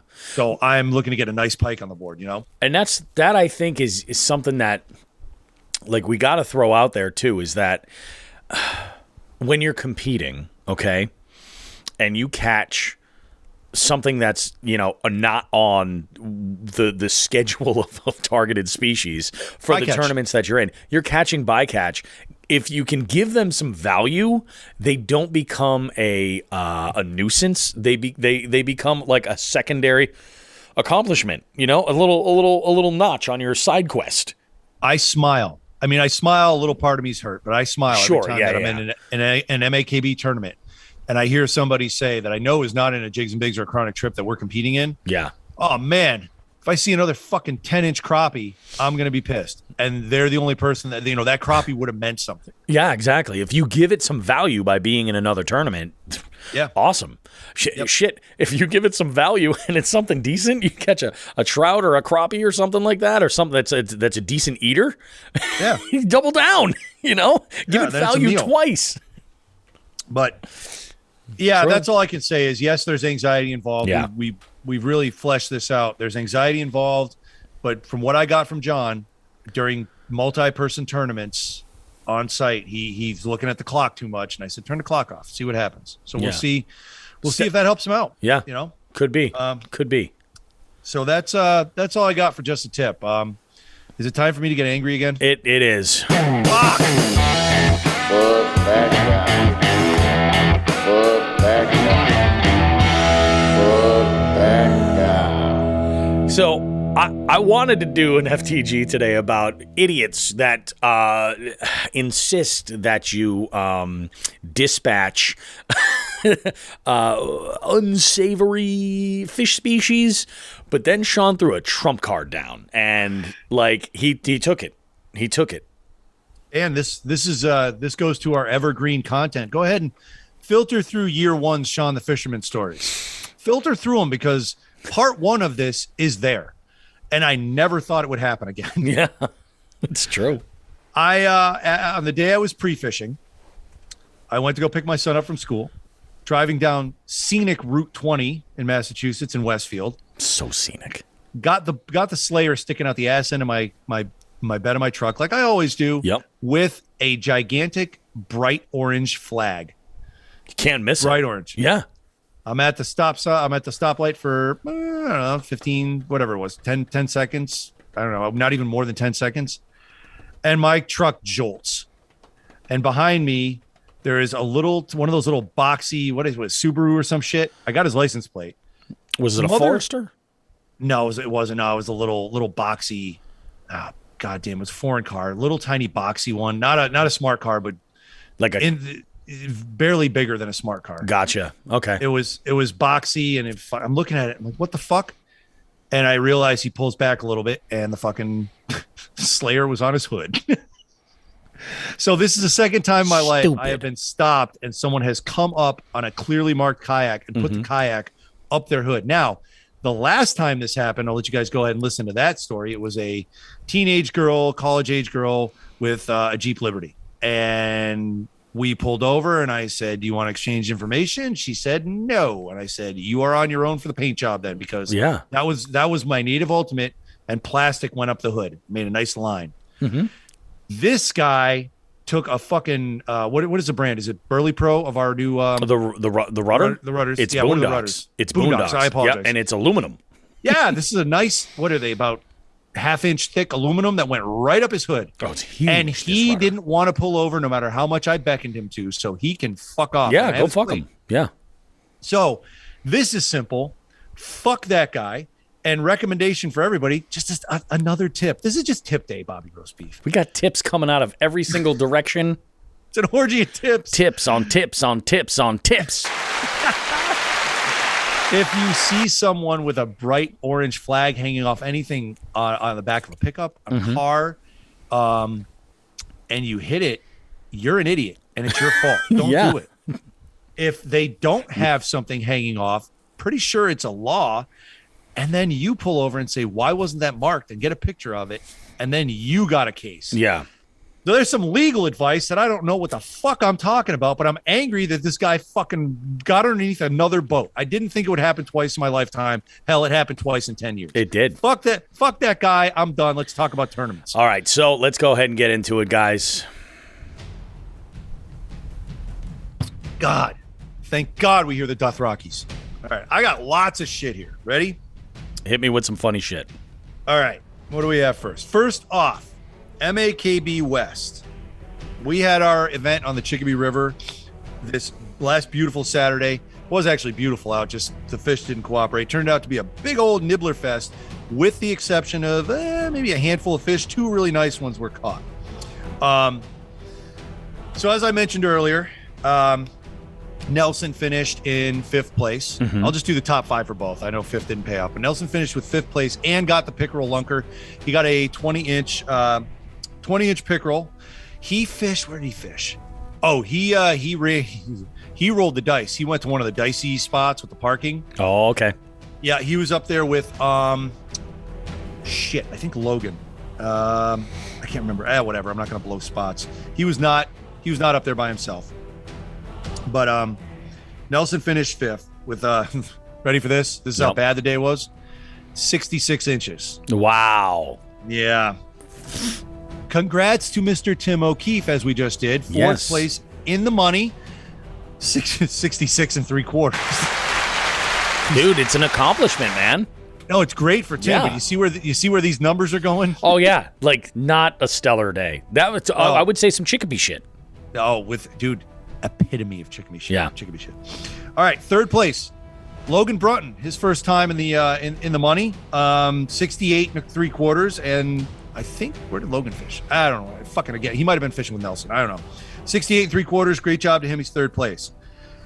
2nd place. We've heard this name on this show before. Our boy, Scott Rhodes. Scott was 72.5. He was one of 2 people to break 70. And then 1st place, hailing from Boston, driving out to sleep in the hood overnight. 1st place and lunker, a 19-incher that just barely broke a tiebreaker. Kelvin Nova, congrats. Dude, nice job. And the lunker was a 19-incher. Also pulling up with a 19-incher was, dude, my guy, your guy, listener of the show, and just fucking one hell of a model American, Ray Figueroa, the Sparky. He got a 19-incher. Ray finished 8th, but, he got a fucking 19-incher. I didn't catch no 19-inchers. Dude, that's awesome. I don't know no 19-inchers. I don't know nothing about no 19-inchers. Nope. So congrats to everybody who placed. Let me pull up the Eastern Division. We should mention that this week we're going out on a song released by the winner of the Chicopee Roadrunner. We are. Kelvin Nova apparently dabbles on the side in a little rap. We're gonna fire his shit up. He's gonna spit some bars at the end of this. Yep. So get ready for it. Get ready. Brace yourself. Now, the Eastern Division had a rare Sunday tournament because of the KFL schedule on Saturday, and they went out to Agawam Mill River. Not near Agawam, Massachusetts. No. Yeah, you got shit named. You got fucking the northwest part of the state has Peru and Florida. Yep. Agawam, the town, is in Western Mass, but the Agawam Mill River is out in Eastern Mass. We just don't know what the fuck we're doing with the names out here. We have no idea. There was no plan. So all you folks out in the Western states that are actually square, have grids, and numbers on the streets, and the names are pretty proper. If you come out east, you're gonna lose your fucking mind. Just be aware of that. Fucking idiots. It's I don't true. know what else to say. So, 5th place at Agawam Mill, Lee Kennan, 71 inches. 4th place, name we've heard many times, and actually, as I'm reading this, I got a fucking message on my phone from him. Derek Brundle, 71.5. Nice. Number 3, Ken Wood, 74. Number 2, Steve Hedges, 74 3/4. And number 1, another name people have heard on this show quite a few times, Matthew Connett, 80 3/4. Nice job. The lunker for the day was Matt Connett with an 18.75. And surprise, Derek Brundle got the lunker pickerel, 24 1/2. Holy shit. That's a big old pickerel. That's a gator. That boy is thick. Hang on. He earned it. Damn, boy, he's thick. Congrats to everybody out west.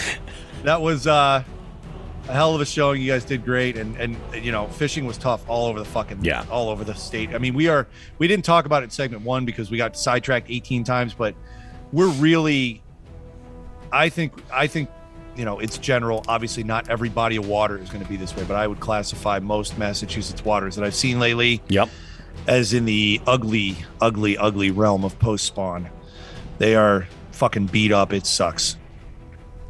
Yeah. Even that fish that Kelvin caught, that fish Kelvin caught, 19 inches. It was putting some weight back on, but it did not look healthy. Yeah. It's been rough. It really has been. All right. Chronic Trips. It was ridden hard and put away wet.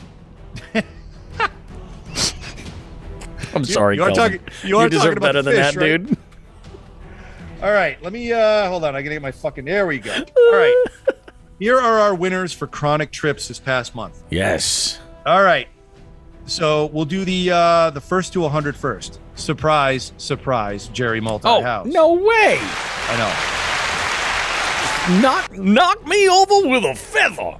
Well, get that feather ready again because Jerry was also the first to 200. Oh, shockingly. Nice job, Jerry. Third place was captured by a man whose life can be epitomized by one word. Bobby, would you like to say that word? What? Well, hold on. Are we? I don't know who you're talking about. Oh, no! I don't know who you're talking about. I thought I teed you up for it just right, but I'll say it. The one word is simply...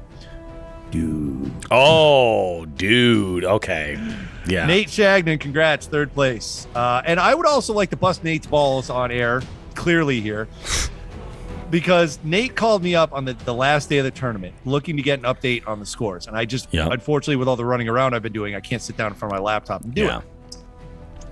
Because he swore he was tied with Dan Regan, and he needed to know what he had to get out for.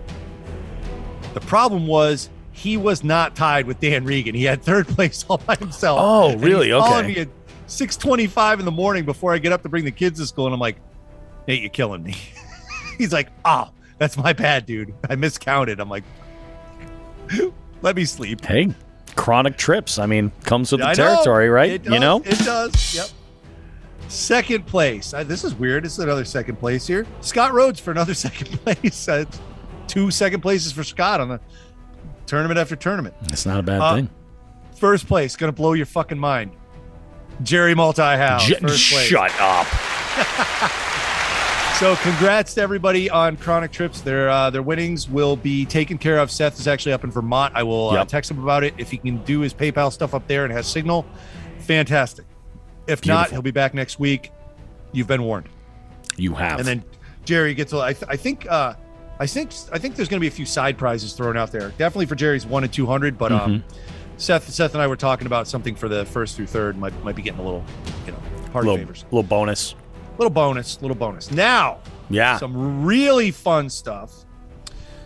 What else we got here? All right, Jigs and Bigs. Okay, so we are on Jigs and Bigs. It's June. Yep. We're 6 fucking days in. And I'm waiting for the fucking Excel sheet to pop up. Anytime, Excel sheet. Oh, there you are. All right. We've got, as the last time I checked, we had 24 people in. Is that still accurate? I think last time I checked, it was 24, which I was floored by. I didn't realize that we had that many people this month. Yeah, I'm just going to double check. I'm looking at it right now. Oh, okay. You still 24? Yeah, we're still at 24. 147 entries. That's fucking crazy. And I know some of them haven't been judged yet because we're a little bit behind. Or no, I judged them yesterday. What the fuck am I talking about? I judged everything yesterday. We have I mean, we have a lot of action going on. Brant Rowland returned to us. Brant, Yeah, he did. if we all remember, was the only person in any chronic trips or jigs and bigs did it last year. I think in May, right? Was it May? Was May or it last July? year? Yeah, I think it was May last year. Okay, Brant's the only person to break 300 inches. Yeah. And which is crazy because you would have figured somebody would have. I thought Nelson and Sharks would have done it last year. Oh, on yeah. trips, but Yeah. nobody in a jigs and bigs besides Brant has broken 300 inches total. Yeah, exactly. It's crazy. So he's back. Obviously, Jerry's in it. I'm in it. You're in it. Fucking Nelson's in it. I mean, we got a murderer's row in this tournament. This is going to be a lot of fun. We really do. Yeah, but it is. But you can catch all these big fish, and they're really not going to matter as much as they did in last year because of the way that the scoring has changed to the 1 and 2 point system. So we'll I'll do what do you want top 10? What do we want? Let's do top 10. Let's do top 10. All right, so there's a tie, so I'm going to go a little further. I don't know, wherever I cut this off with 3 points, we got a tie with Cheryl Bentley, Ken Sanford, and our boy Derek Artioli. Nice. So that's with 3 points right now. With 4 points, we got another tie. Oh, geez, 4 people. So we got Troy Oden. Troy's been pumping in a lot of trout this year. Yep. Jumped in on the tournaments. Big trout guy. Big trout guy. And then here's a big shirtless guy, Tim Jakes. Tim Jakes, yes. With or without the shirt, he's catching fish. Nick Ringard is also tied at 4. Is there a pepperoni nipple penalty? Have we invoked that? Has that happened yet? Starting in July. July. Yeah. Yeah, July. So he won't pepperoni be propaganda. Okay. Yes. Yeah, pepperoni. Nick Ringard also has 4 with his shirt on, and Dan Regan has 4. So we got Nick, Tim, Dan, and Troy all at 4. Up next, we got a tie. Todd Sefton and Nelson DaCosta with 6. And Todd, if you're listening to this, we're going to be reaching out to you because you did something that caught our attention, and we want to have a loving talk with you, possibly throw you something fun, and appropriate what you've done. We don't need permission. We're just being cool. Yeah. Third place for right now with a fucking barrage of nibblers of every possible species. Sean the Fisherman, 7 points. Look at that. Yep. And then right above me in second place is Brant Rowland with 8 points. Told you he'd be up there. Dude, 13 points first weekend. Jerry fucking house. It's amazing. We're going to have to, what's going to end up happening? People are going to ask for us to handicap him. Yeah, I know. I know. It's true. As in break his kneecaps. Handicaps. Yeah.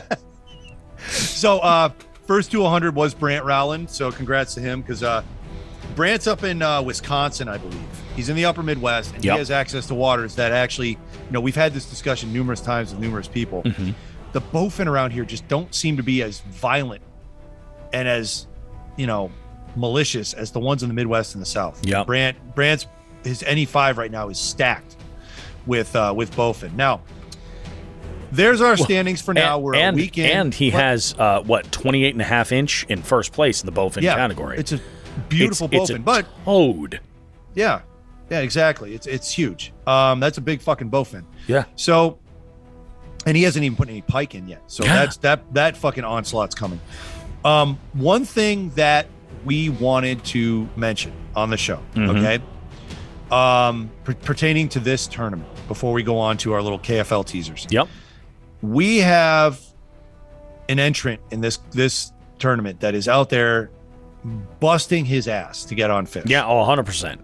Yeah. His name is Rory. All right. And Rory's dad contacted me yesterday. All right. Rory is fucking 7 years old and he's slamming. He's the first guy to put in a peacock bass, ever. I believe. Oh, no. Wait a minute. I think Tim or Russ put in a peacock bass when they were in Florida last year. Am I wrong on that? Oh, You don't. I think Tim did. I don't know. I think Tim put in a peacock bass. But either way, he's been putting in peacock bass and tilapia caught out of what looks to be a canal in Florida. Rory is 7 years old. Yeah. So we're happy to have you in this tournament. He's coming Rory, for you, Jared. Yep. He's coming for you. Yeah. His father gave me a call yesterday, and we talked a little bit because I don't know what the method was of Rory getting into the tournament. Obviously, his dad had to pay with a credit card or whatever, bank account, whatever. I don't know. But I don't know how closely they looked at the rules.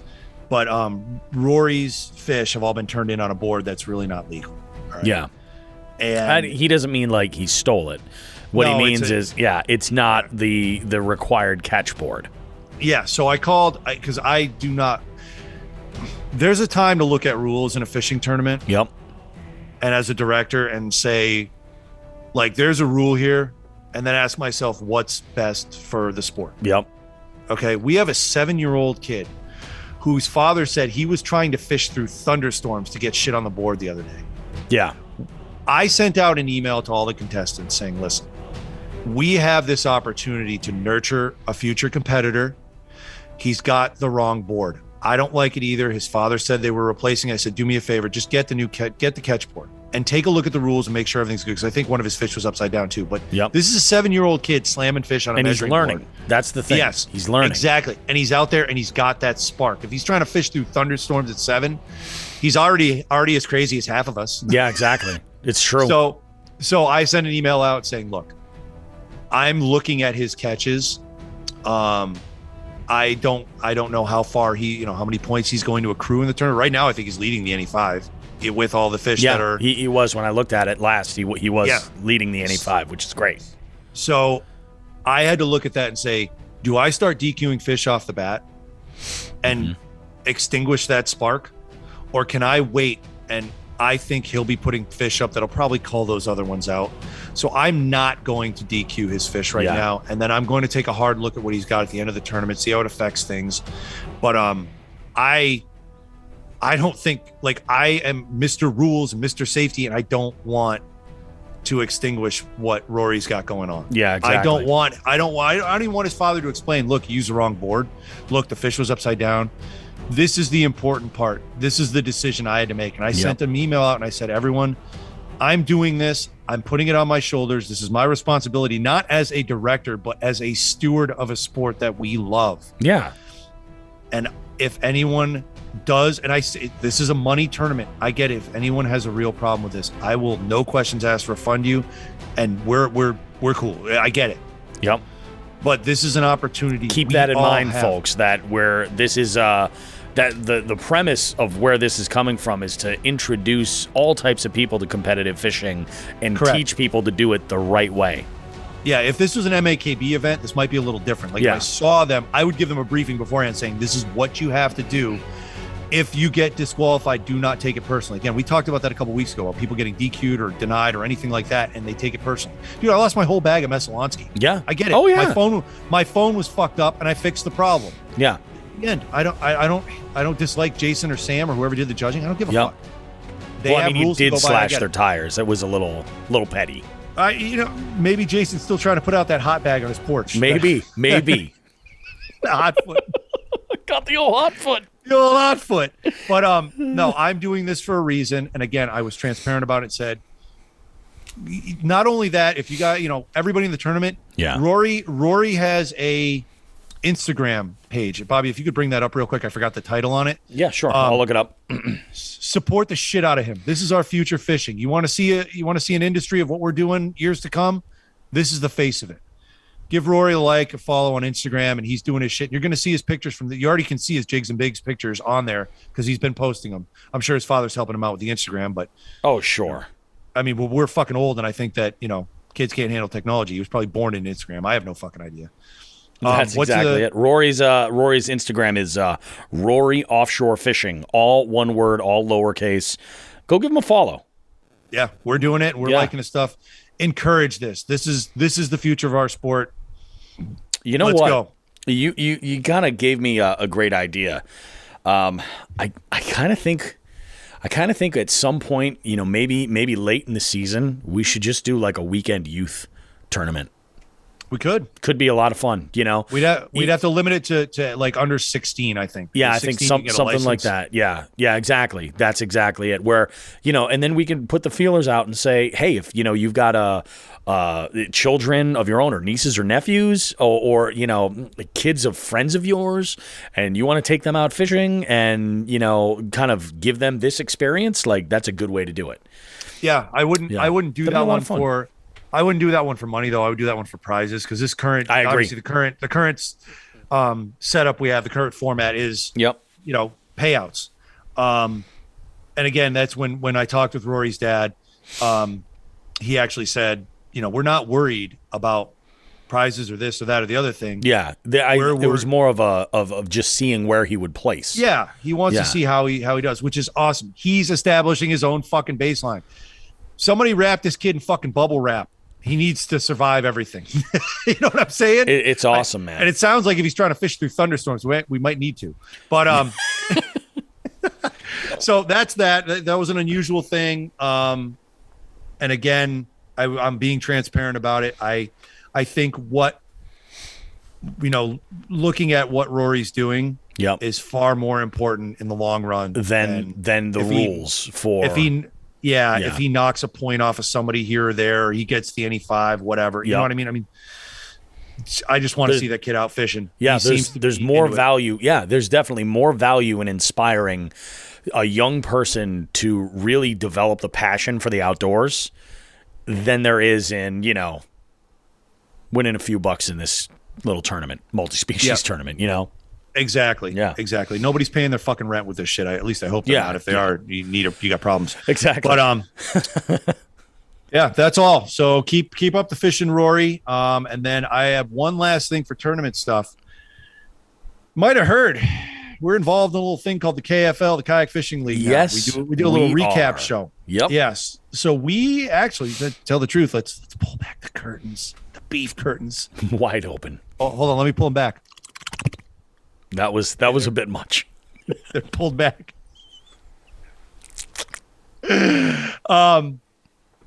We're involved in that. We're recording our first recap show right when we're done with this. So we're sitting down and just doing shit for hours today. I don't know what the fuck is wrong with us, but We're stupid. we have a new audience with the KFL folks. We do.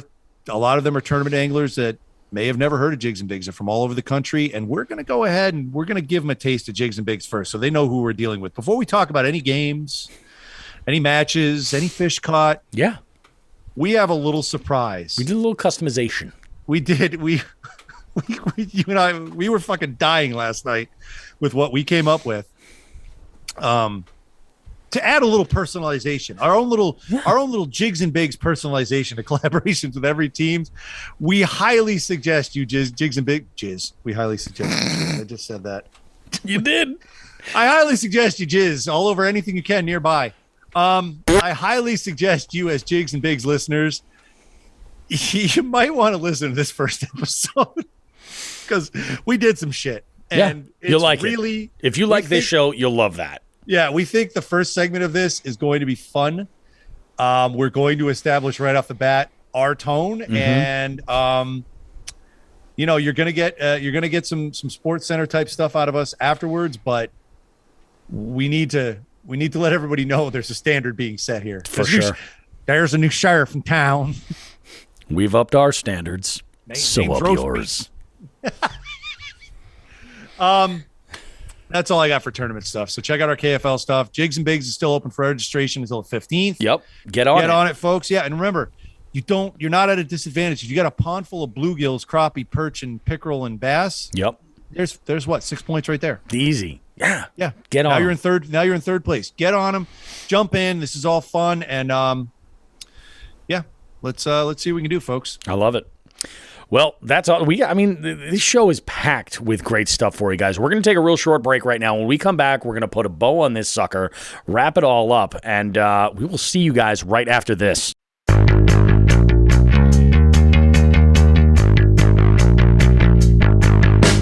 Jigs and Bigs is your favorite fishing podcast, right? Why not show the world how much you love the show while directly supporting us? We have men's and ladies' shirts, hoodies, and a variety of hats. We even have a waterproof outdoor Bluetooth speaker so you can listen to your favorite podcast while out on the water if you like. Check out jigsandbigs.com/shop to visit the store and gear yourself up. If you really can't get enough of this show, consider becoming a jighead and joining our Patreon. It's a subscription that gives you exclusive access to recording sessions that allow you to engage with us as we record the show. We also have some exclusive content there just for our jig heads and even have some special promo codes. Space is limited, so join now at jigsandbigs.com. Finally, if you're local to our area in Western Massachusetts, consider checking out the Western Mass Fishing Report, posted weekly at northeastwildwoman.com. We have amazing contributors providing great content and info for local conditions and what's been going on and working recently. Jigs and Bigs, so much more than just two lightly roasted hippies trapped in the 90s arguing on the internet about fishing.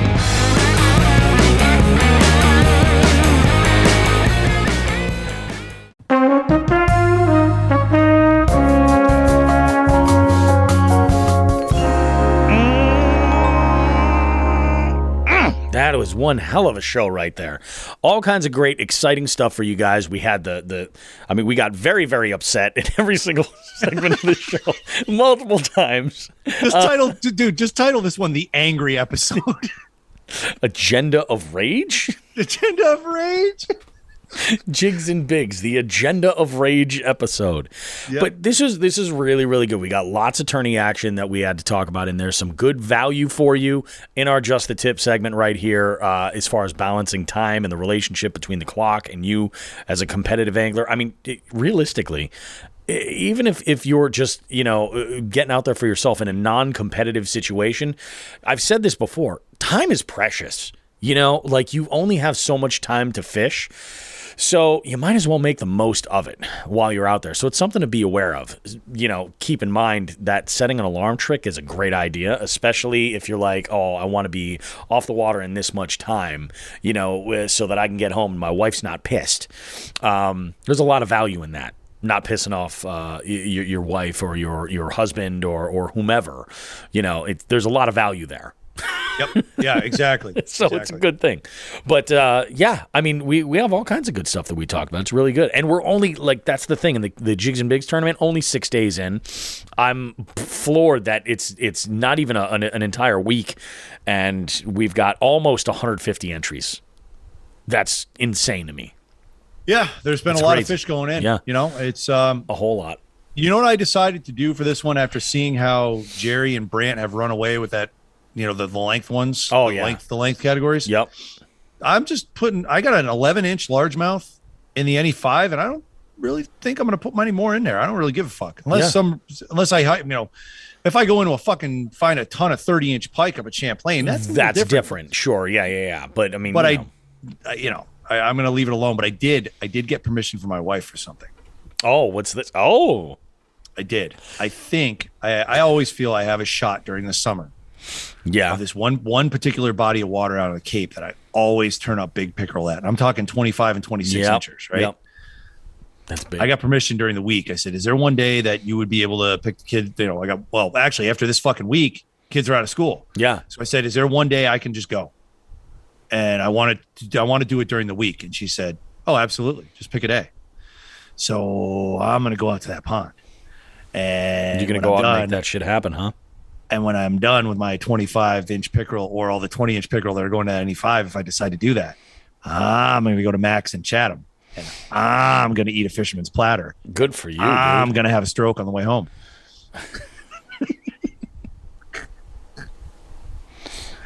I love it. I love a man with a plan. It's good to have a plan, Great to have a plan. It is great to have a plan. Yep. Oh, my goodness. My goodness. We have a couple of guests scheduled for shows to come.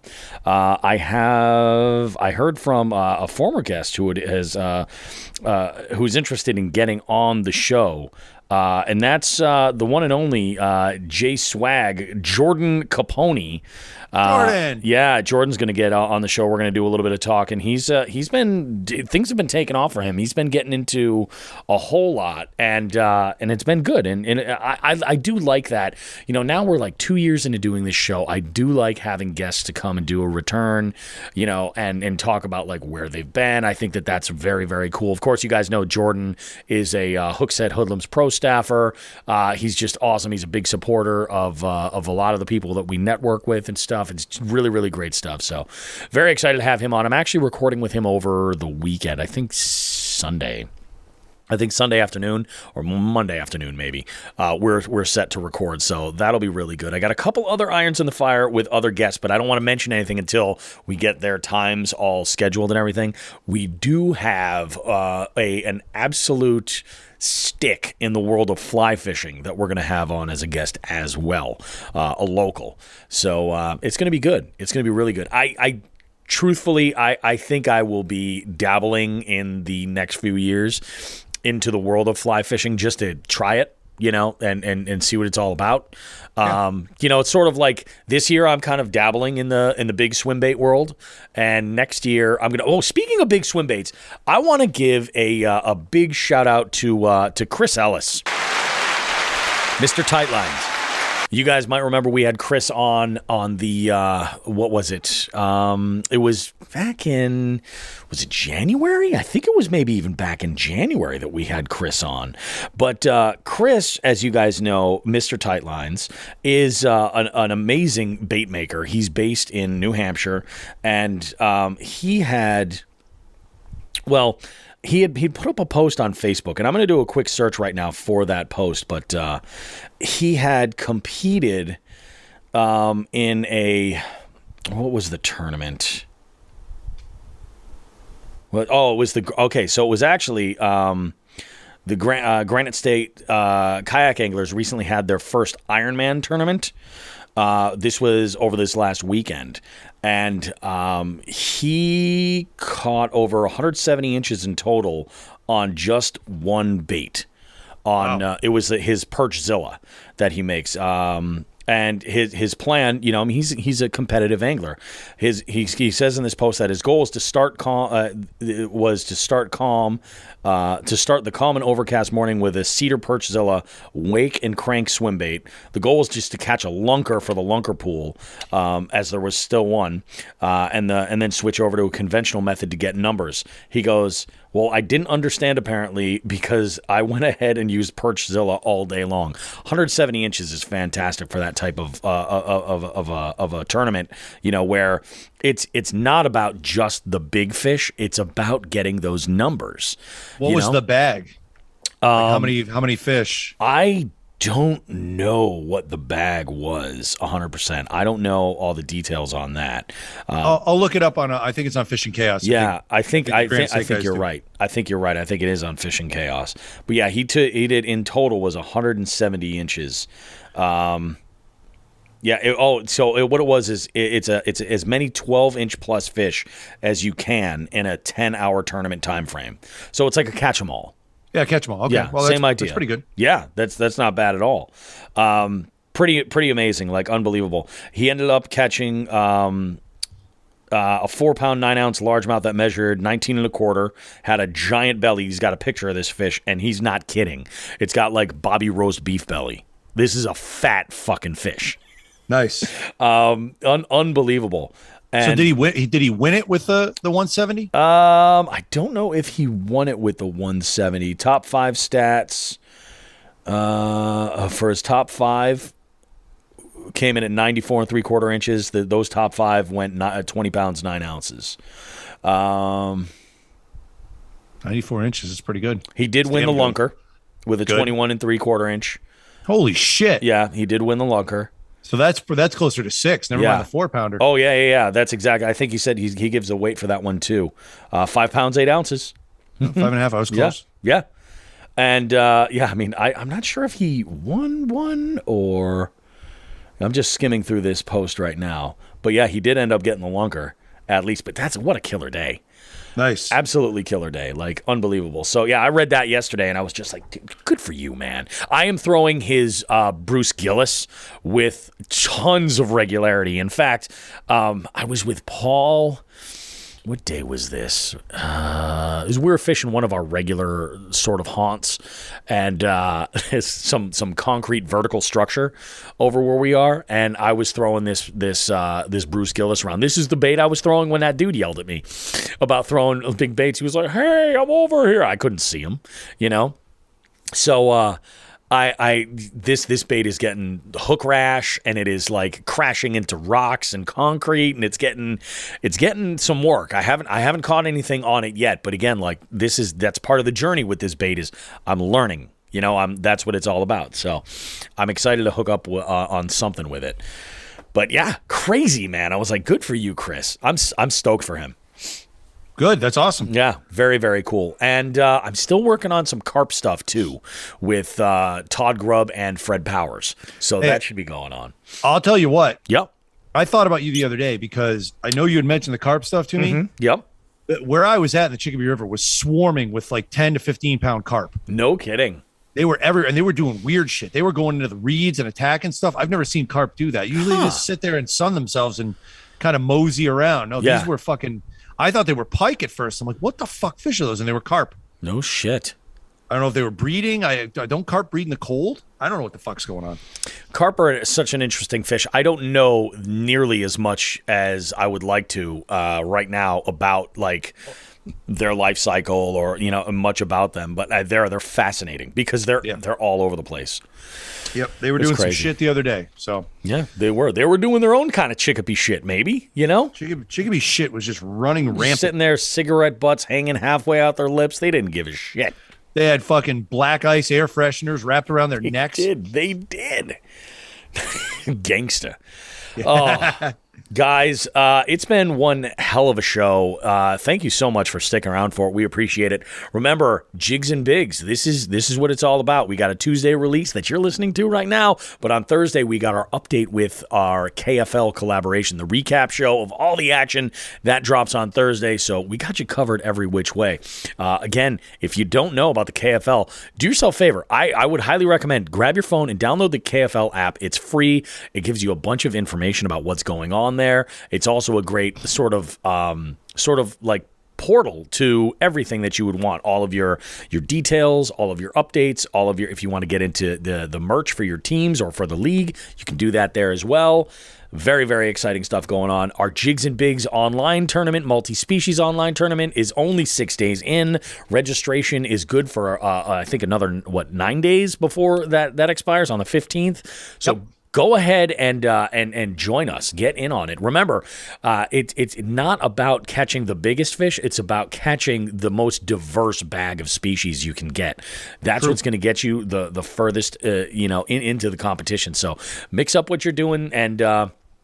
Get out there and target some other stuff, or if you're competing in bass tournaments and you catch some bycatch, then you give it value, a little bit. Give that yellow perch some value. Give that crappie some value. That catfish, whatever you hook into accidentally, go for it.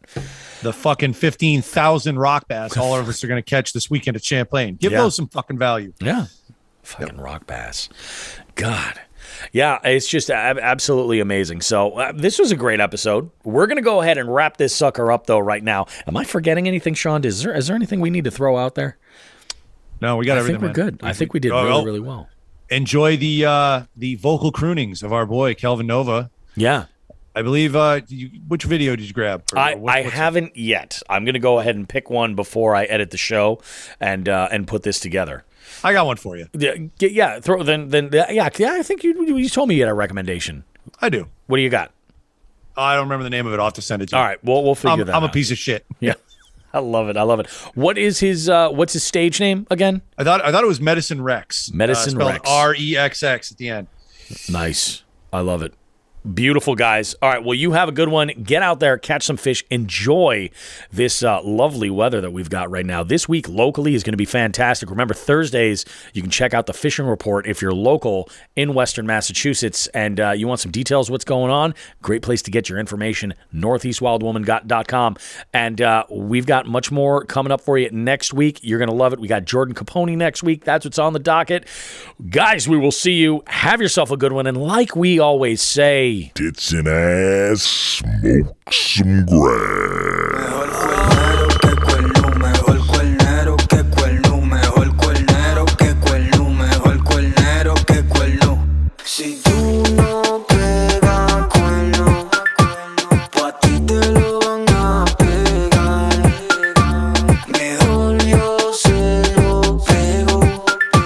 Si quieren me lo pegan para atrás.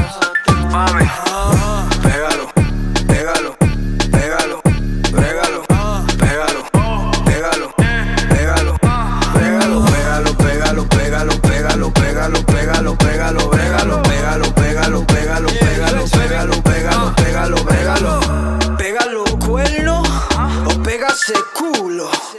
Pega todo eso pa' acá, que esto está duro. Si tú no lo pegas, pues yo te aseguro que a ti te lo van a pegar en el futuro. Yo tenía un pana que era demasiado fiel a su mujer, y por palomo se lo pegan hasta con el primo de él. Por eso yo salgo a la calle, buscan una mala pa' desacatar. Ella casada y tiene marido, pero no le para nada. Y entonces cuernero que cuerno, mejor cuernero que cuerno, mejor cuernero que cuerno, mejor cuernero que cuerno.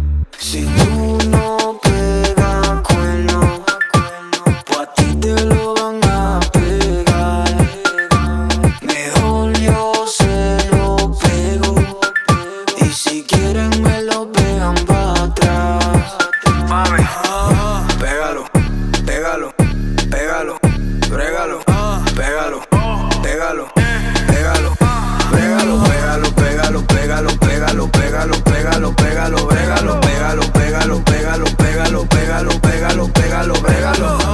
Let me see that shake. Rebota esa chapa como un earthquake. I got that water, baby, like a lake. Yeah, man, a fraud, that nigga a fake. Tú estás claro, claribela. I'm tripping so much, you should get an umbrella. Tu jevo no tiene ni para la cena, por eso que tiene los cachos como una gacela. Tú no pegas cuerno, pues a ti te lo van a pegar. Mejor yo se lo pego, y si quieren me lo pegan para atrás. Pégalo, pégalo, pégalo, brégalo, pégalo, pégalo, pégalo, pégalo, pégalo, pégalo, pégalo, pégalo, pégalo, pégalo, pégalo, brégalo, pégalo, pégalo, pégalo, pégalo, pégalo, pégalo, pégalo, brégalo. Si tu pareja te pega cuerno, no lo maltrates, no sea palomo.